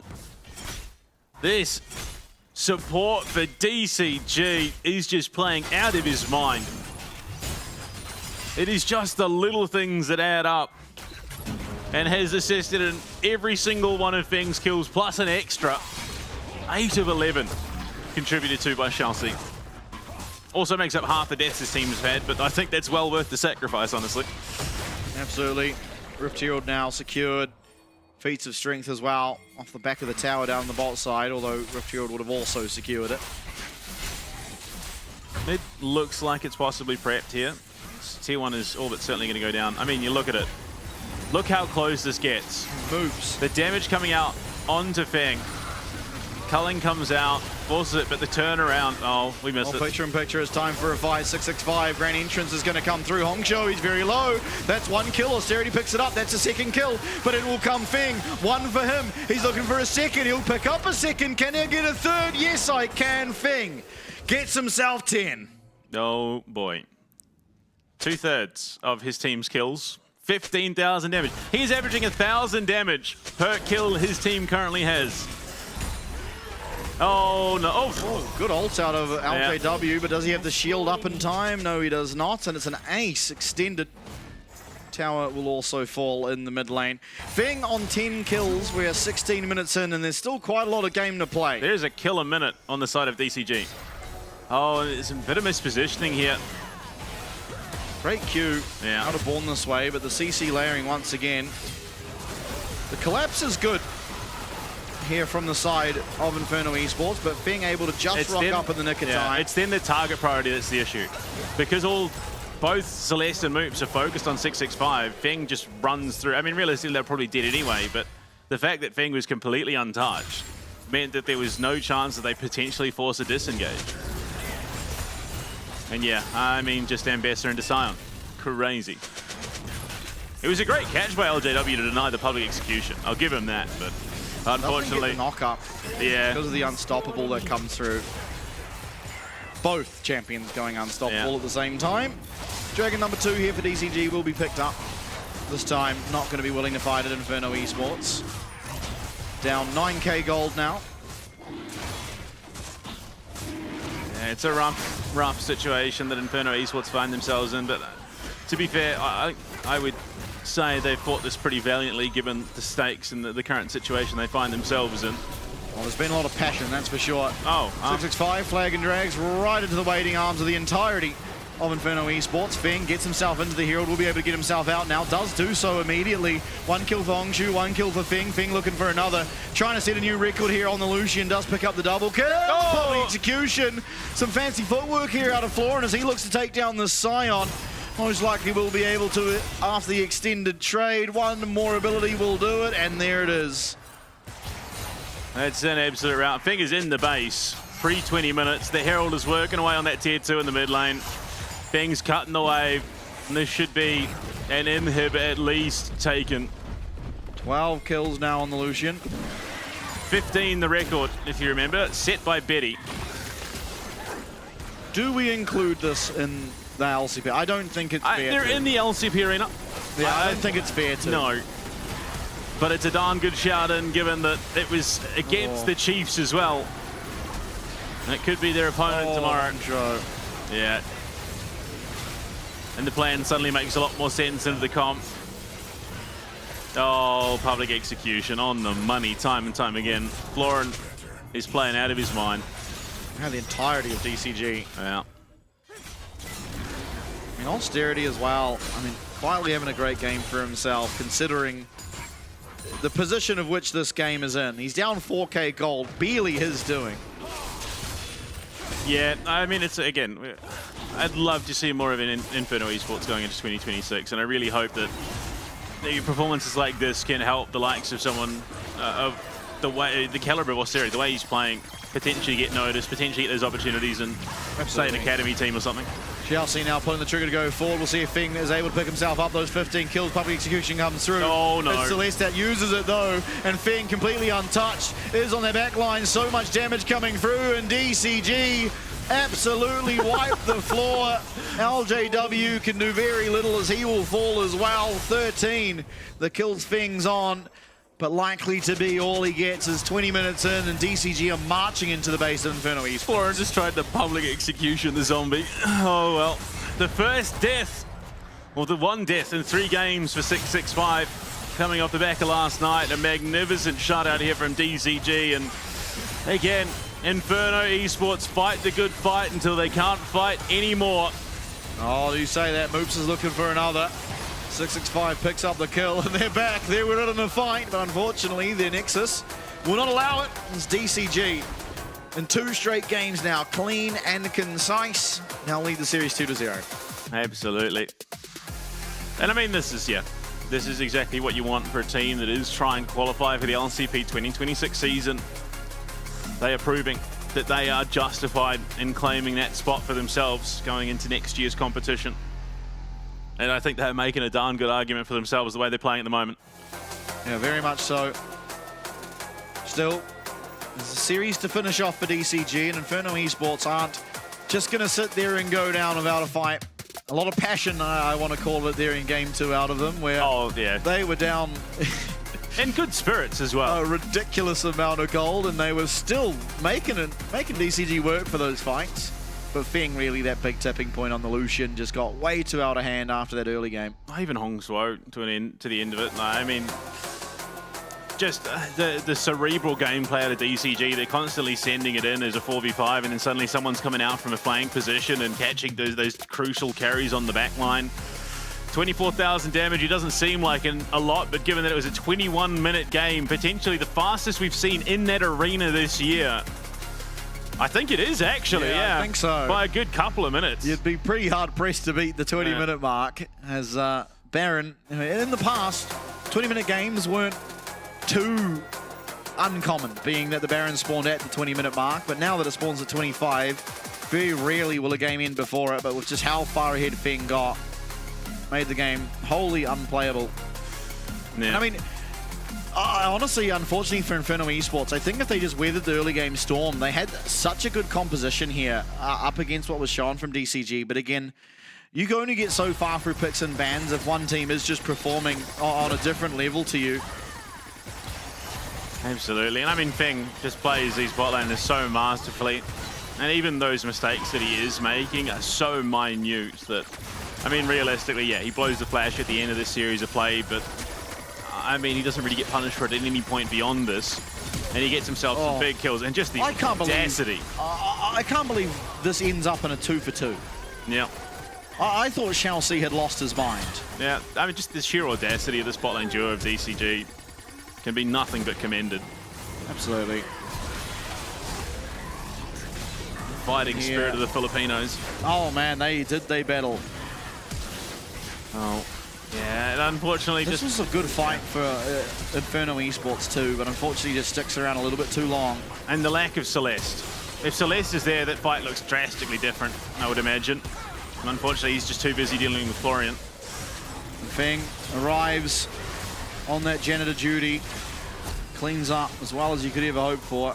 Again, Austerity, very, very good Corki player. Unfortunately, using this Gatling gun was his demise. Yeah.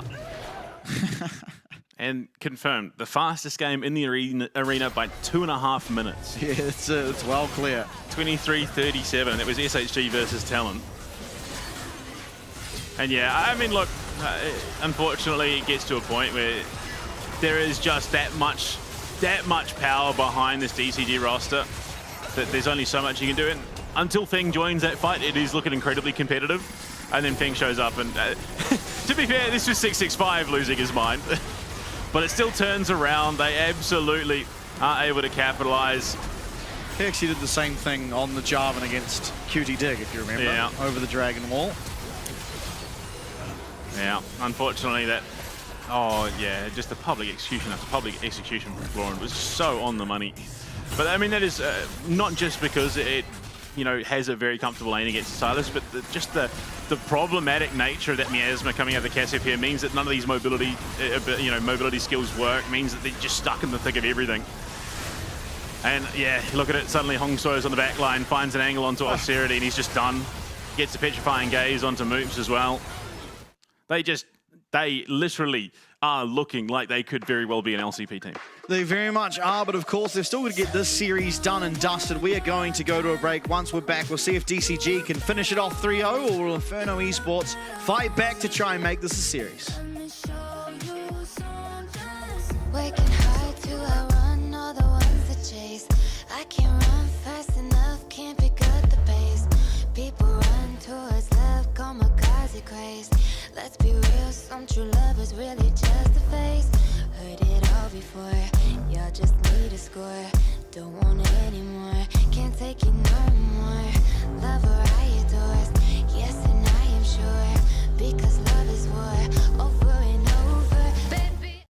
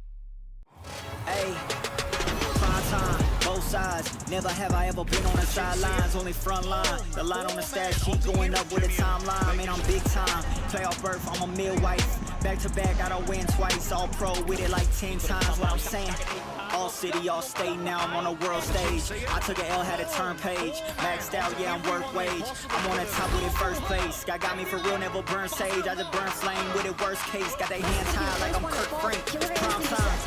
That's gonna be a double kill for Austerity. It's prime time.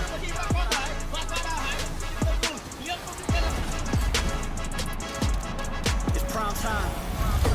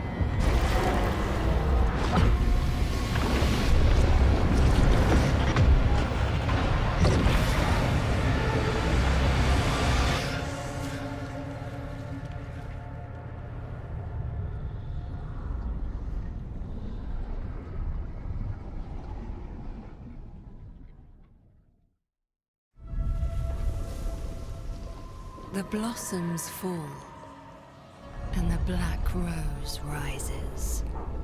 Do you feel like the heroes of this story? Coming to save the day? You're pawns in a game that's already been decided. You will fight, as good soldiers do. I will seal you away once more. Your age has passed, Darkin. Stay buried.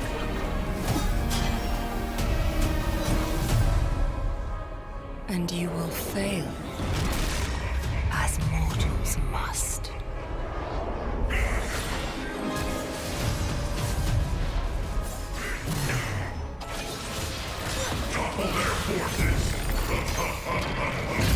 Your course was doomed the moment you left Demacia.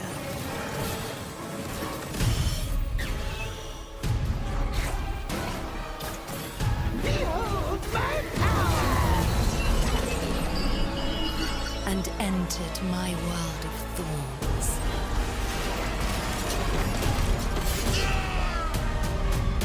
Make your final stand. And see how your story ends.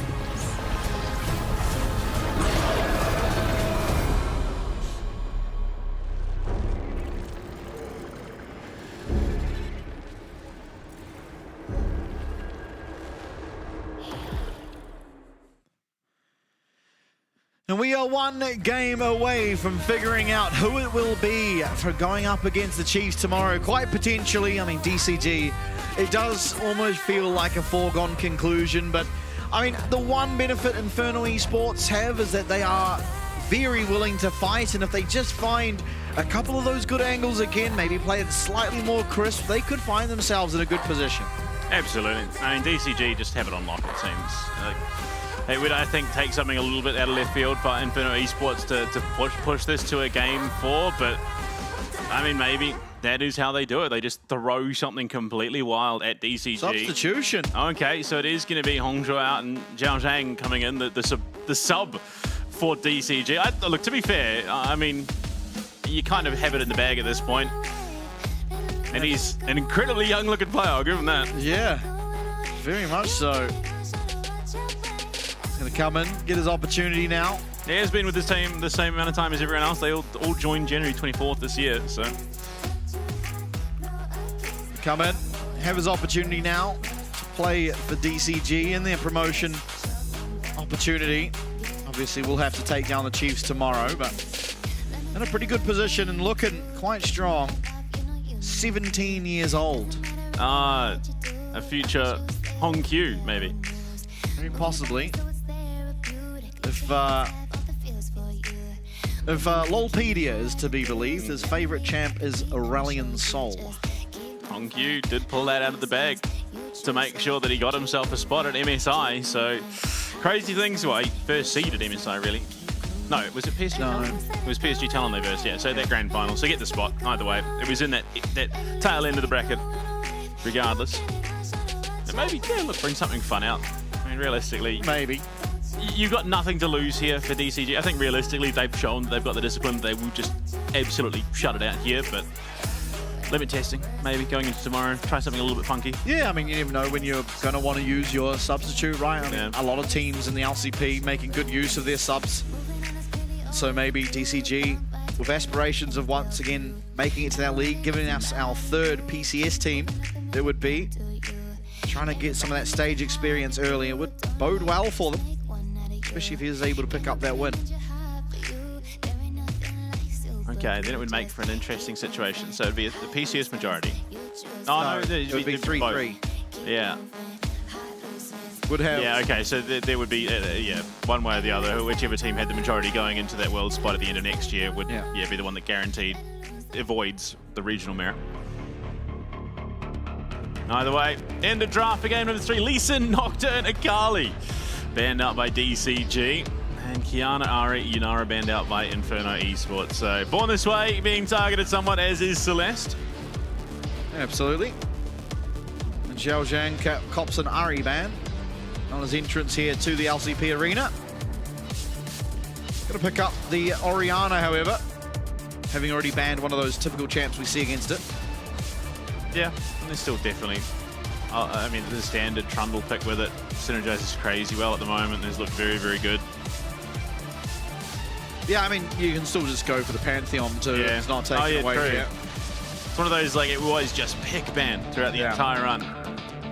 And I imagine when we get to Worlds, it still will be. Yeah, I mean, just the global pressure that offers the natural strength. Okay, Yone. so Celeste bringing out the Yone, which he has played. He brought it out during the Wild Card playoffs. That League of Republic. Again, it's hard to tell whether Really it's him or loving his Crimson. melee Yeah. mid laners. The melee specialist. So, I mean, you're likely to see a Maokai from Born This Way if, you know, tradition rears its ugly head. I wouldn't hate to see it. Yeah, it's probably not looking for it if you're 665. No, I think 665 probably should be happy with either the Orianna or the Trundle. This time he does go for... Sorry, I was meaning Pantheon, but he goes for the Trundle. I mean, not the... I think Pantheon might just be the better champ, personally. Yeah, but I think just the natural synergies are there. Plus, you're looking for Maokai in the jungle. That's a pretty easy subjugate target. Yeah, other than he'll probably be AP, so it Yeah. won't actually be a good subjugate target. Oh, it just means that if he goes in, he's pretty much just dead to rights straight away. I mean, realistically, there's no reason for it not to be. Yeah, no, you're definitely not going Sejuani with a Trundle. Yeah, I mean, honestly, I think people... Oh, okay. I don't like the Xayah pick.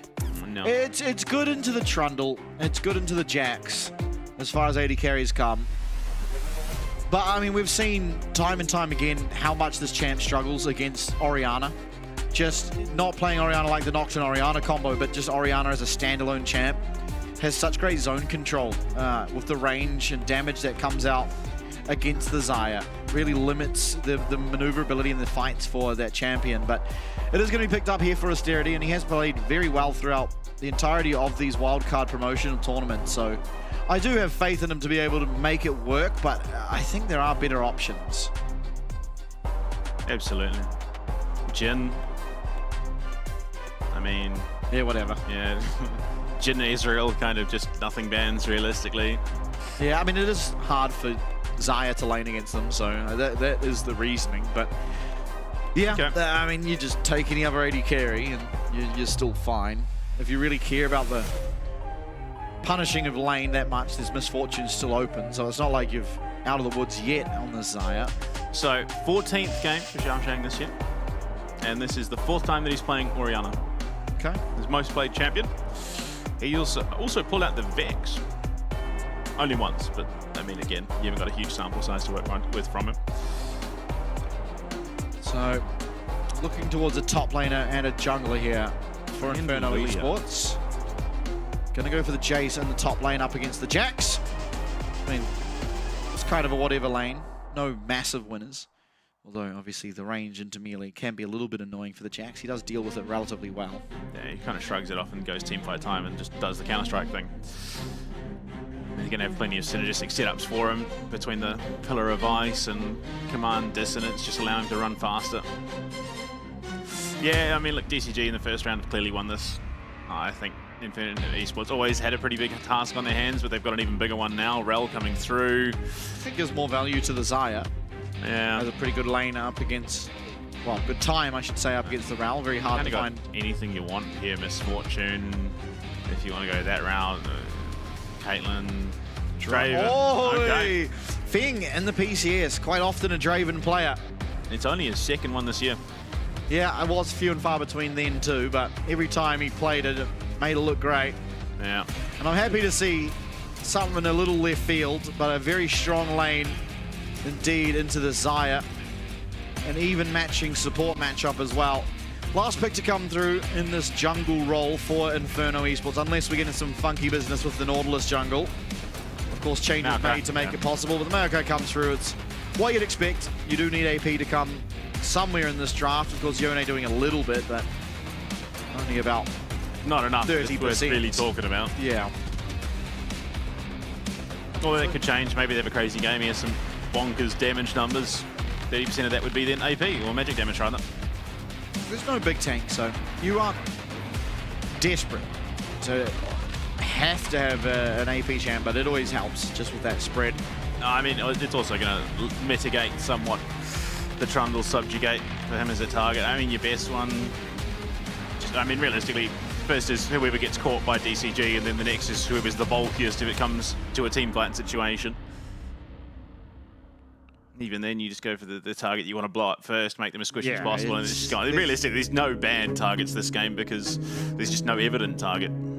Yeah, I mean, it's more like there's no good target, so everyone's just a target. Yeah. Maybe Jace, when he's in his hammer form, has the most resistances, potentially. DCG. More DCG fans. Not really doing anyone surprised. Skin game this time, I believe, going the way of Inferno Esports. Supports matching on their default skins, but the Meowkai really pulling this one out of the bag. Yeah, I think, not gonna lie, if anyone that deserves to join the Dunk Master skin line, Orianna feels like it has to be her, right? No, because her ball comes from underneath you.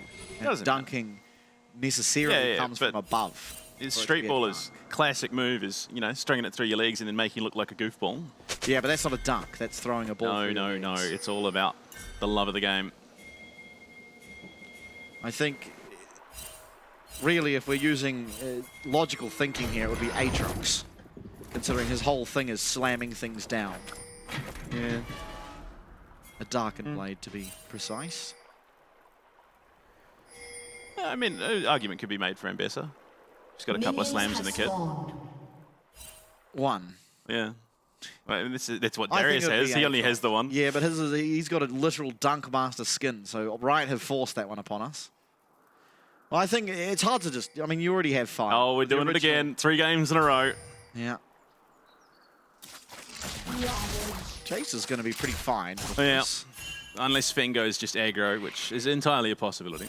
That Dunk Master video might be the single greatest piece of content to come out of Oceania. Oh, fight time, fight time, fight time. Sidestep in the Bramble smash. It's going to come down to a smite fight. At best. On this way, not seemingly willing to give over the... Oh, yeah. Very indecisive. Is going to set him quite far behind. Dumb game anyway. Didn't want to play it. Yeah, unfortunate. Great start for 6x5 now. This is going to be very well aware of where this Meowkai is, and will be a lot quicker to finish up his clear. Give him quite a lot of free time on the Rift. Absolutely. At this stage, nothing. Okay, there's just fighting going up in the top lane. LJW's shoved it under the tower. Doesn't want a bar of this Draven. Doing perfectly fine for himself. Yeah.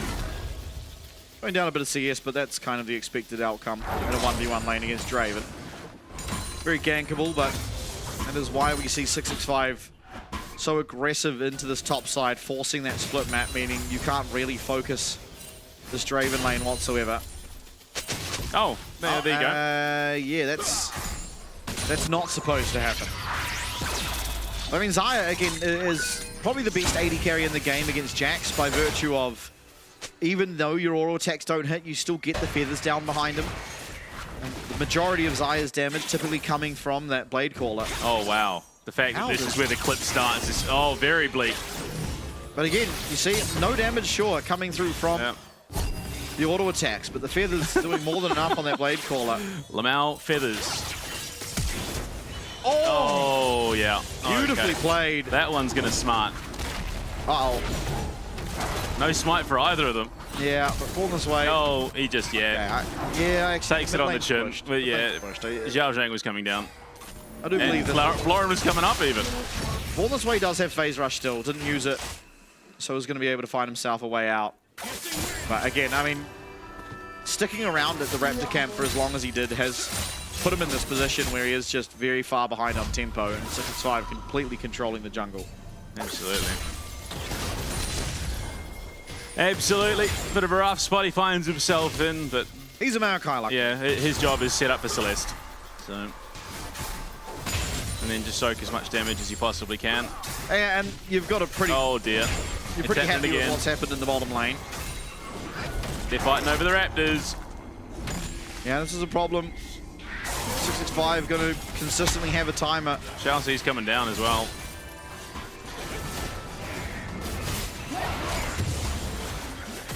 Not much you can do. Moop's going to head on out of there. Oh, that clockwork wind-up does really hurt in the range versus melee matchup.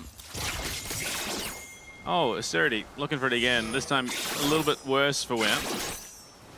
And that vamp set to pick up first for Florent means that he's going to have a little bit more HP to work with. That's Fing. I'd be worried if. Oh, sorry, yeah, vamp no. it. I just see match up into AD carry into AD carry. I think they're in the same lane. Yeah. It's that 12 minutes after midnight effect. An Oceanic solo queue, it's not that uncommon to see Bather and King Jax, although not that great of a build. Well, in saying that, I built it once. I was against a Scion. Yeah, it used to be the go-to. Bather and King first, you just smack the living heck out of everyone. Well, that was back when it had an active as well. Yeah. Oh, I miss those days. You used to build it on Z2 because it amplified the damage of your ult. 665.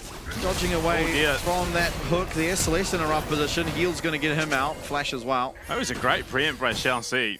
If it had been a flash over the pillar, it would have been straight into the stun from the rel. Okay. All right, buddy. Triple longsword. 665, the Rowan Zoro build.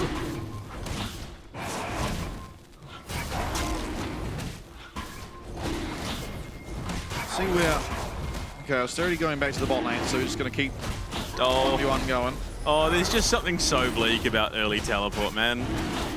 It almost feels like you're just better off running. It does, actually. Especially with the implementation of base card. Yeah, except that it was Chelsea teleporting from mid lane to just outside the Baron pit. Oh, dear. Dragon taken, #1 on the cards for DCG. Have to consistently keep tabs on this Draven, the stacks, if he's able to cash them in. Sitting at 120 at the moment. Level 6 online as well. The Willing Death going to be there and available to try and impact globally if possible. But that execute as well builds up, of course, as each stack comes through. Oh, Draven. What a person. Oh, okay, they both just missed. Happy to just handshake the whiff.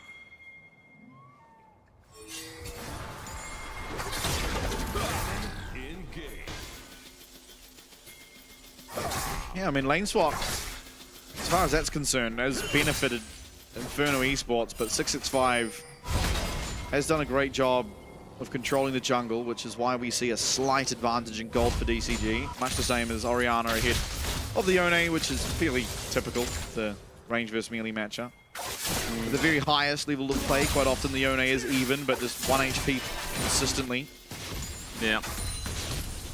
But always looking at try and limit test. I mean, the important thing now for Born This Way is hit 6, get that Nature's Grasp online. I almost don't mind the fact that Celeste is less willing to trade his HP for farm, and the virtue of how often random fights have been breaking out. Yeah, absolutely. Not wanting to give over unnecessary advantages if possible. 160 stacks for Fang as they will come and take grub #1. This might help the 665, which all but guarantees they get 2, but given the lack of interest shown by Born This Way, it should be all 3. I mean, it is very different pacing to the LCP, where teams will get in, it's a drive-by, get the first scrub, and then back off, see what happens. Yeah. Preferring the tempo and keeping up that XP and gold. I mean, the Void Grubs, at least to me, feel like a bit of a nothing objective a lot of the time. Yeah, If compared you to do what get they all were. 3, they are very strong, and admittedly they did. Nature's Grass coming through is going to land very successfully. The root's there. This is a lot of damage coming down, and a second death for Florin, and a second kill for Austerity. Chelsea a little late to the play, but a good punish on the aggression shown on that top side, and they do get value out of that time around the grubs. A lot of damage coming down on the Chelsea as well. Moops will happily tank up that tower. Yeah, I mean, I mean, as Austerity has kind of been throughout the Inferno Esports Oh. The Observer's doing us rough. Well, doing LJW rough. Completely unintentionally too. That is League of Legends timing at its finest. But yeah, I mean, Austerity, even that series against Saving Oaths was such a linchpin to their success. You've gone and talked about how Celeste is keeping his HP nice and high, not trading it farm, and then just eats half his HP bar. Yeah, but still, I mean, a lot higher than we typically see the Oh, yeah. And then we see Hongkyu, even though he's on 200 and a bit HP, turn around and drop the Fate Seal. Because he's just that guy.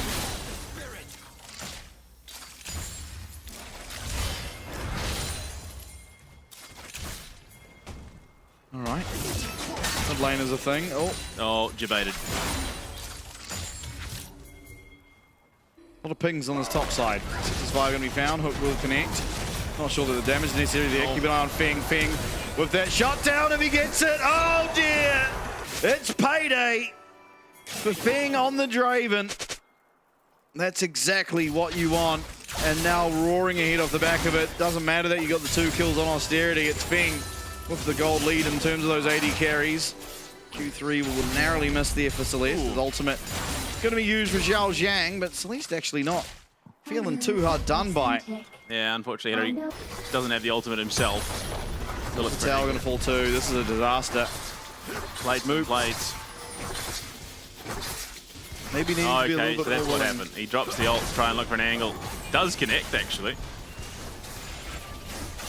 Good chunk of damage. So Celeste was the instigator in the brawl. Oh. 11-minute tower for Feng, who is now away and clear.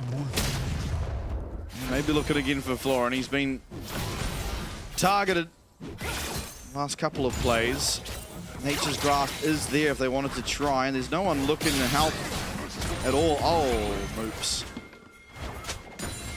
You show that wall what's what, pal. Ooh. Yeah, not a bad chunk of damage on the return to lane. The Blackfire Torch getting some value already.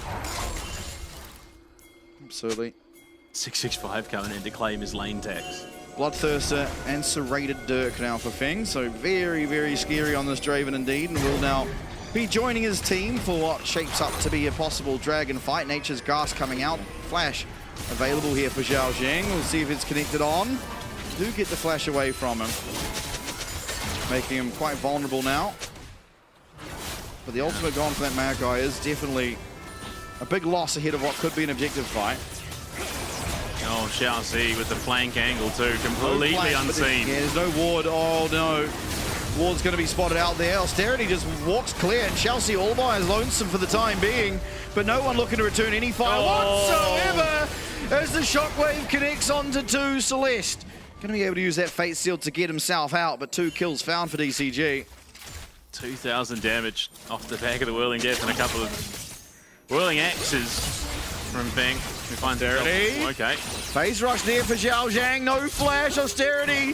He might just be looking to do it himself. Oh, no. He can't get it done though. The Feather Storm on auto. He gets the shot down. He will fall. Oh dear. Teleporting in comes LJW, but he's 1v3. He does not have any way out. Looks for the kill on 665, but will not find it. Bold, audacious. Unfortunately, completely in vain. But Austerity might just be... I mean, this was just a crazy flank from Xiaoxi. Just look at the damage, my lord, onto LJW. There's the... Oh, he catches 3 with the command shockwave to boot. Almost picturesque as the Ocean Soul takes over the rift, and a great route off the feather call from Austerity. Austerity may be ulting the wrong direction here. Yeah. Really costing him. Yeah. Ults towards Florin. I think I understand maybe trying to get the root off to mean that Florin can't come in and follow up, but unfortunately just not quite there. And LJW. Oh. Oh, so close. Oh no. Yeah, Feng is getting a lot. Oh. To the standard side, but Nature's Grasp is going to be there to make sure LJW does have safe passage out. Feng hitting like a freight train here. so far in both games, has finished with double-digit kills. This time still only the one, but given any uptime whatsoever, he is going to melt through these health bars. Second tower going to fall, no response whatsoever out of Inferno Esports. Thought last game was accelerated. This one feeling even more so. The games, the series might just get quicker and quicker to the close. The Chiefs have to be watching this kind of worried, because this DCG lineup looks very, very scary. The only thing is, I think Slater's looking at this and saying, all right, bet, let's go. I think he's very keen for a bit of a scrap tomorrow. He is not one to shy away from a confrontation in that bot lane. Yeah, it's going to be interesting to see DCG looking to implement that lane swap tactic into the top lane against someone like Bio. One thing I'm interested to see is it's been a very long time since the Chiefs last played a on-stage game of League of Legends. And when they last did, the whole AD carry going top early was not really a thing. No. Right? We did see it once out of Betty, and that's it. So I wonder if, you know, obviously they'll be scrimming and whatnot, but I wonder if they have adapted to the possibility of that occurring. Yeah, well, I have to see. That's going to be interesting for sure. I honestly thought you were going a completely different direction with that. You know, last time we saw them play, Bio had a mullet. What's he going to be rocking this time around? I don't really care what his hairstyle is. No, the mullet didn't do it for him, unfortunately. Herald taken. It's DCG again. Not running away quite as aggressively as they had at this point in the game, but still just a commanding hold on it. Yeah, Fing and 665 extremely accelerated. First item now coming through for LJW, and that Youmuu's Ghost Blade. So a bit of damage, but Fing with the Bloodthirst first is going to be able to heal up from that poke relatively well. Items actually matched in terms of 2 for 2 in the AD carry role, but it is Fing, again, who most likely could recall for at least finishing up those boots, if not some more components on top. Ooh, fancy feet. Just dodges away from the dredge line. And that's the end of the play. Ref calls time and they just back themselves off.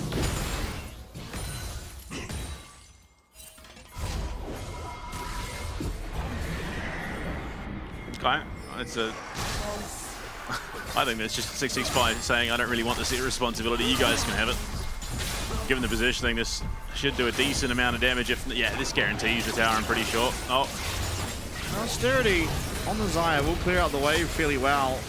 Blade Caller not going to connect onto Fing. Nature's Grass coming through. We're trying to find that Fate Seal. Chelsea low, but the exhaust keeps him alive. Teleported in for Florin is going to immediately use that Leap Strike to get himself out, and the Redemption to heal up those health bars ever so slightly. It is an advantage still in terms of that HP. As the hook will connect onto Fing. No damage coming through, though. He's surviving through it all. Celeste and the 3-man stun. The shockwave to boot. And a triple kill for Fing, who's roaring towards Austerity. But the turnaround, he's going to get the shot down and fall thereafter. Yeah, I mean, a ramped up Xayah here, but unfortunately, the Fing might be such a problem point in this game. Unfortunately, he's far from the only one. That command shockwave for Xiao Zhang just hitting like a truck.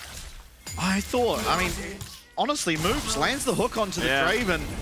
It felt like maybe there should be an avenue in there for Inferno Esports, but not a single point of damage touches him. Oh, will come not out again. JW. I've seen this before. He's able to dodge away from the stun at least and crash down while that will connect. There's no damage following through, and so actually comes in, remains fully topped up on HP and looking for this dragon. Yeah, and Nature's Grass connects on to Fing even. Fate Sealed, flashed away from by Chelsea. Magnet Storm was wasted just to try and keep him close. I mean, oh, okay, it's happening again. Oh, picture in oh, picture. Lord, oh, Lord. Oh, Lord, yeah, that's 3 auto attacks. The hook lands. I can't believe no one's able to do any damage onto that Draven just there. Yeah, I think they were all just too scared of the command shockwave, and for good reason. Triple kill for Fing. Austerity, I mean, pretty much 100-0's Fing, so admirable fight out of him. He is just playing so very, very well in this spot lane. Yeah, got himself a good shutdown too as he's working towards some armor pen. Yeah. Infinity Edge almost done for Feng, and that I think realistically probably signals the end of the game. Yeah, very possibly. I mean, you look at how much damage he was already doing with an Infinity Edge on top. That is a significant portion of HP that is going to be then gone after each of those axes connects. Second Dragon was secured though. Infernal Esports, so they do lead in terms of that objective. Every other metric going the way, of course, of DCG. Oh man, I really hope Austerity somehow carries this game. Yeah. It would be so exciting to watch, and it would feel so rewarding for a player who has been so good. Absolutely. Easily the best player this tournament outside of DCG. I'm inclined to agree. Arcan now on the rift. Could be an avenue. If ever there's an objective, it is going to be started up by DCG. Now Feng does have the life steal. Yeah, they're just going to give it. Very hard to walk in, unfortunately, with no semblance of control down on this bottom side of the river. Yeah. Oh, and it's going to be Locket again, starting here for moves. I think the redemption value is just so good in the current state of the game. There you go, LDR. Yeah, I mean, the one benefit you get out of the Locket is it can block a lot of that shockwave damage, so hopefully Feng doesn't just rampage through the team fight off the back of it. Redemption, of course, with that channel time, you don't quite have the ability to block the damage. It's more of a reactive thing afterwards. I think, unfortunately, if any meaningful shockwave lands, it's probably going to spell nearly the end of the game. I want an angle on the Feng, but here comes 665. Not going to have the confidence to just straight run at Austerity, but does put down the pillar. It's going to take a lot of damage. Drops the subjugate. Feng trying to find an avenue in, but he's going to get knocked up by that depth charge. And oh my lord, a freight train is hit, and a tree has been felled. A second one goes down as Nautilus will also fall in the top side as well. The 1v1 going the way of Florin. I mean, you can understand it, but unfortunately they just needed so much more support. Celeste just... Yeah, Celeste must have died to Florin up on the top side. Yeah, he did. Got solo tower. And gives his life for the tier 1 top. Oh, Feng and Austerity is at time. The honourable jewel of the bot lane is... Oh, there you go. That's half of Austerity's HP off 2 attacks. He's going to get the root. LJW coming in. Oh, the doesn't matter. Austerity, one more. Gets the shot down again. LJW now with a job to try and keep the Zyre alive, and will do so admirably. Unfortunately, Feng then immediately buys his Infinity Edge. So, very much it feels like a case of enjoy it while you can, Austerity, because this is about to hurt. Yeah, and you look at it, they had 4 players onto Feng, but he just evaporates. Cleanse popped, he then turns and burns. Both born his way and moves, and then Florin gets the kill onto Celeste as well. Oh, Grim. Oh, it was mere milliseconds away as well. At least realizing the position he's in, he does manage to get himself the tower. Oh, Florin. Absolutely stunning stuff from him today, honestly. Yesterday as well. I mean, Austerity playing about as well as you could ever dream. Dodges away from one of those axes, and with the help of LJW, even the lethal tempo actually finishing the job off. And sure, LJW dies, but it's always worth it, because Austerity picks himself up an extra 700 gold. Moves back to life. Oh, dearie me. Fortunately, no way out for Born this way either. Command Shockwave committed. Celeste is behind enemy lines and being hunted down by Shao Si. So I think maybe he's able to make it out the top side. Ghost is there for Shao Si. 665 is very fast on the trundle. I think Celeste maybe has run out of time here. Does get the Q3 away, but just taking a lot of damage. Actually fighting a lot back in response, and he may be able to take down Shao Si. One more auto. Yes, he gets it. He's going to go down eventually, but still able to find the one. Valiant effort by him. Feng solos away this dragon. Yeah, has the last whisper as well, so pretty much anyone. Oh, not another teleport. Oh, LJW. Zhao, but Zhao Zhang does. Oh, the wall. Oh, that's, yeah. Yeah. Austerity now. He's the one that has to try and survive. Really cannot afford to be losing the Zaya. They will manage to find their way out. Oh my lord, it just hurts. It hurts so hard. Any attack coming through from DCG is doing a massive chunk of damage.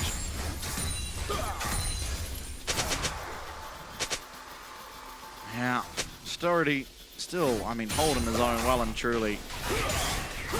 While he is down a substantial chunk of gold to Draven, is well ahead of the rest of the map. Working towards his 4th item, which will be an Infinity Edge as well. Foregoing the boots for the time being, not really having the gold to be able to stop by and pick them up, as all of these items he is getting are just so important. Baron may be on the cards for DCG. Absolutely. Now just going to rip that band-aid off pretty quickly. Yeah, there's just no reaction whatsoever coming through. Whether they know or not, Inferno Esports are just not going to be able to contest this at all. Yeah, not a lot that they could realistically do. So are just going to be willing to give that over, maybe look for a team fight. Trying to get some objectives for themselves, but with the Baron recalls, there's no hope in that. Recalls will be coming through now for the side of Inferno Esports, as Infinity Edge has been finished off now for Austerity. Massive, massive chunk of damage. And a big upgrade to his DPS if he's able to have that uptime. Not the easiest against the likes of the Orianna. What a reminder has also been picked up. So we'll have to see. Whoa. Hook's going to land onto 665. Austerity, though, not feeling willing to commit to any auto attacks. He is locked up. Chelsea finds a massive engage. And Austerity able to take down Feng. In will go Celeste, misses the ultimate and goes straight back out. But there's nowhere to run. The knock-up is there. Can he find a way out? The pillar will say no. And Austerity once again finds the one shot onto Feng. But unfortunately, it will be DCG marching towards Inferno Esports' towers, taking down the base and booking their tickets to one last best of 5 between them and the Chiefs. In a matchup that has just not gone their way all year, but the PCS versus OS will be the match that decides who joins the LCP 2026, and DCG yet to drop a game.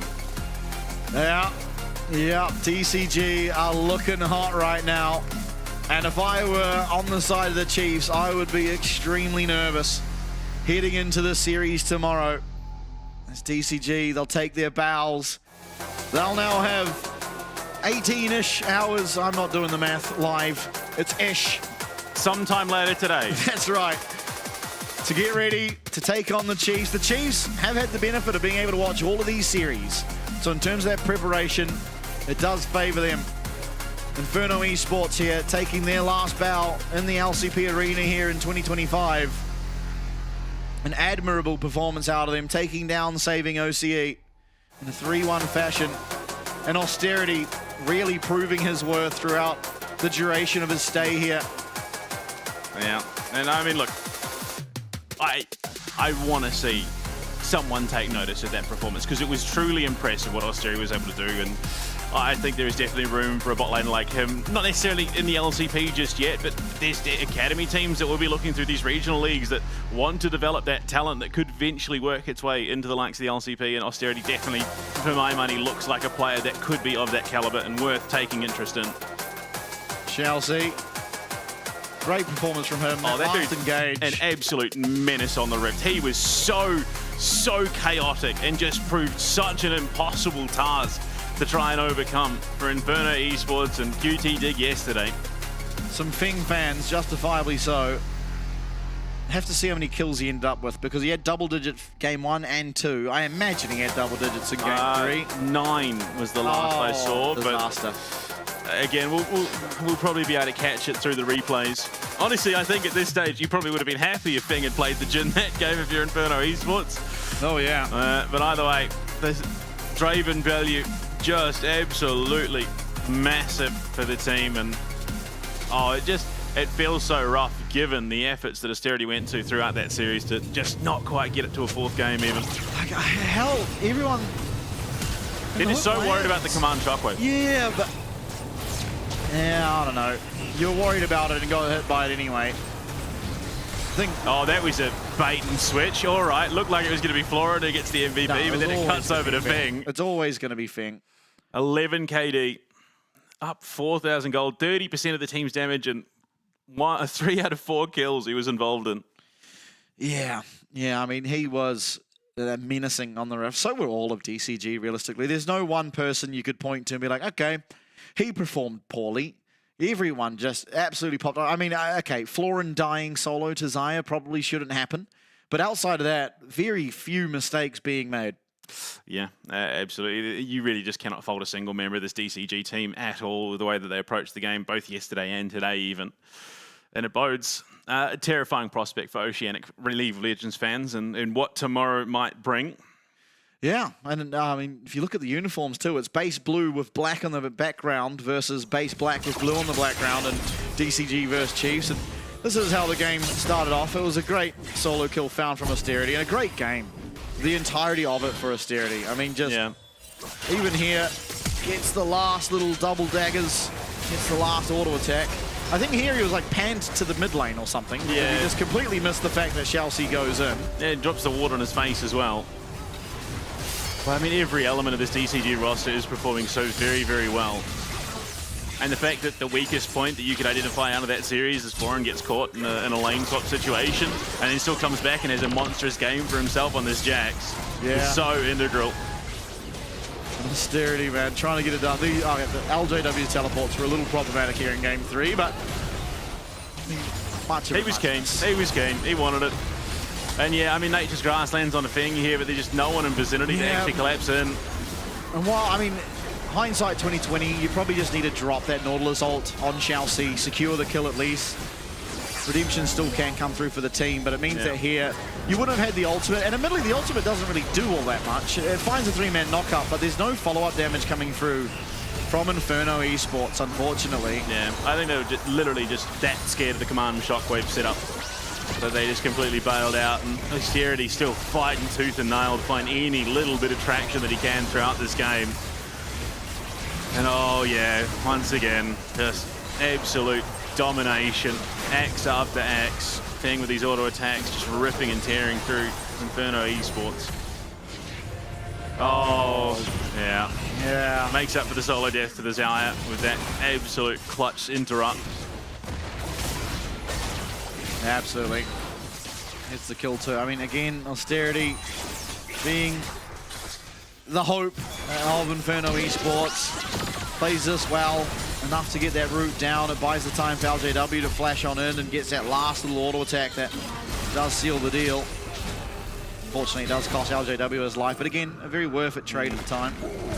And Chelsea here, I mean, Austerity maybe needing to drop that ultimate a little bit sooner. Does get locked up for just so long. Boom. Gets away from the shockwave and actually just one-shots Fing. Yeah. But unfortunately, with Xayah going down, there's little to no hope for Inferno Esports to hold on at this point. Yeah. Yeah, I mean, just even in the face of all of that, Austerity still plays such an impressive game. Absolutely. Very, very impressed by Inferno Esports for the duration of their stay over in Taipei. And I mean, it's sad to see them go, and as you've said a couple of times on the broadcast, I really do hope that we get to see more out of this team, because they were very, very impressive to come in with very little time together. 3-1 win over Saving Ocean, in a very back and forward series, which each game really didn't know who was going to win till the very end, to then come up against DCG and hold their own for the most part. I mean, outside of game 2, but games 1 and 3, I think holding their own.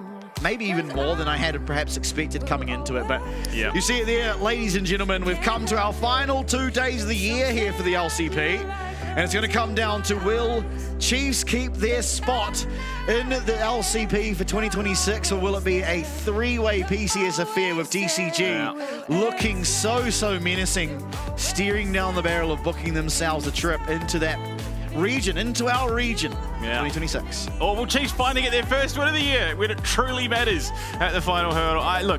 I think the experience does tend to favour the Chiefs just a little bit. They have been playing with the top echelon of competitive play in our region all year.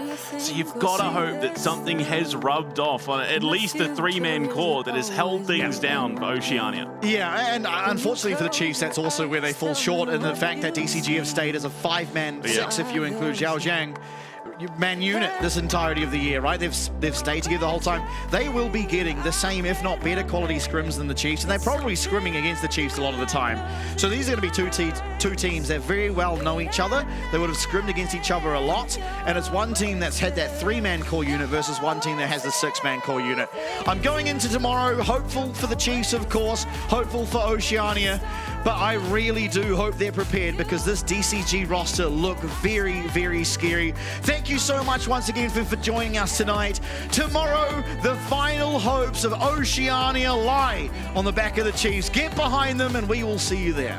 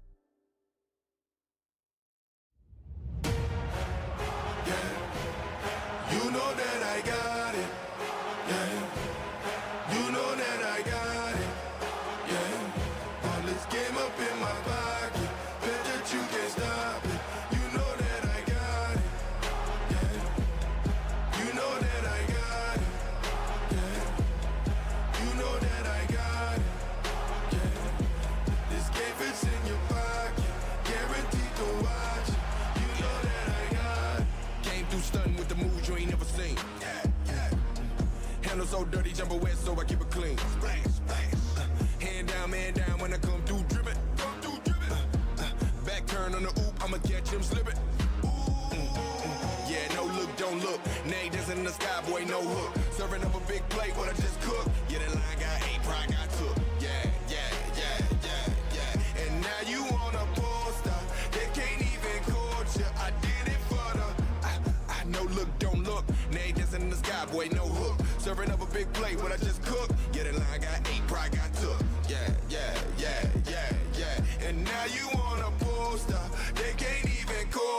I did it for the culture. Yeah. You know that I got it. Yeah. You know that I got it. Yeah. All this game up in my pocket. Bet that you can't stop me. You know that I got it. I want it all. Fight to the finish. And don't make you fall. Go back to beginning. You never seen this. Game is the meanest. You watch on your phone now. Can't wait till they stream this.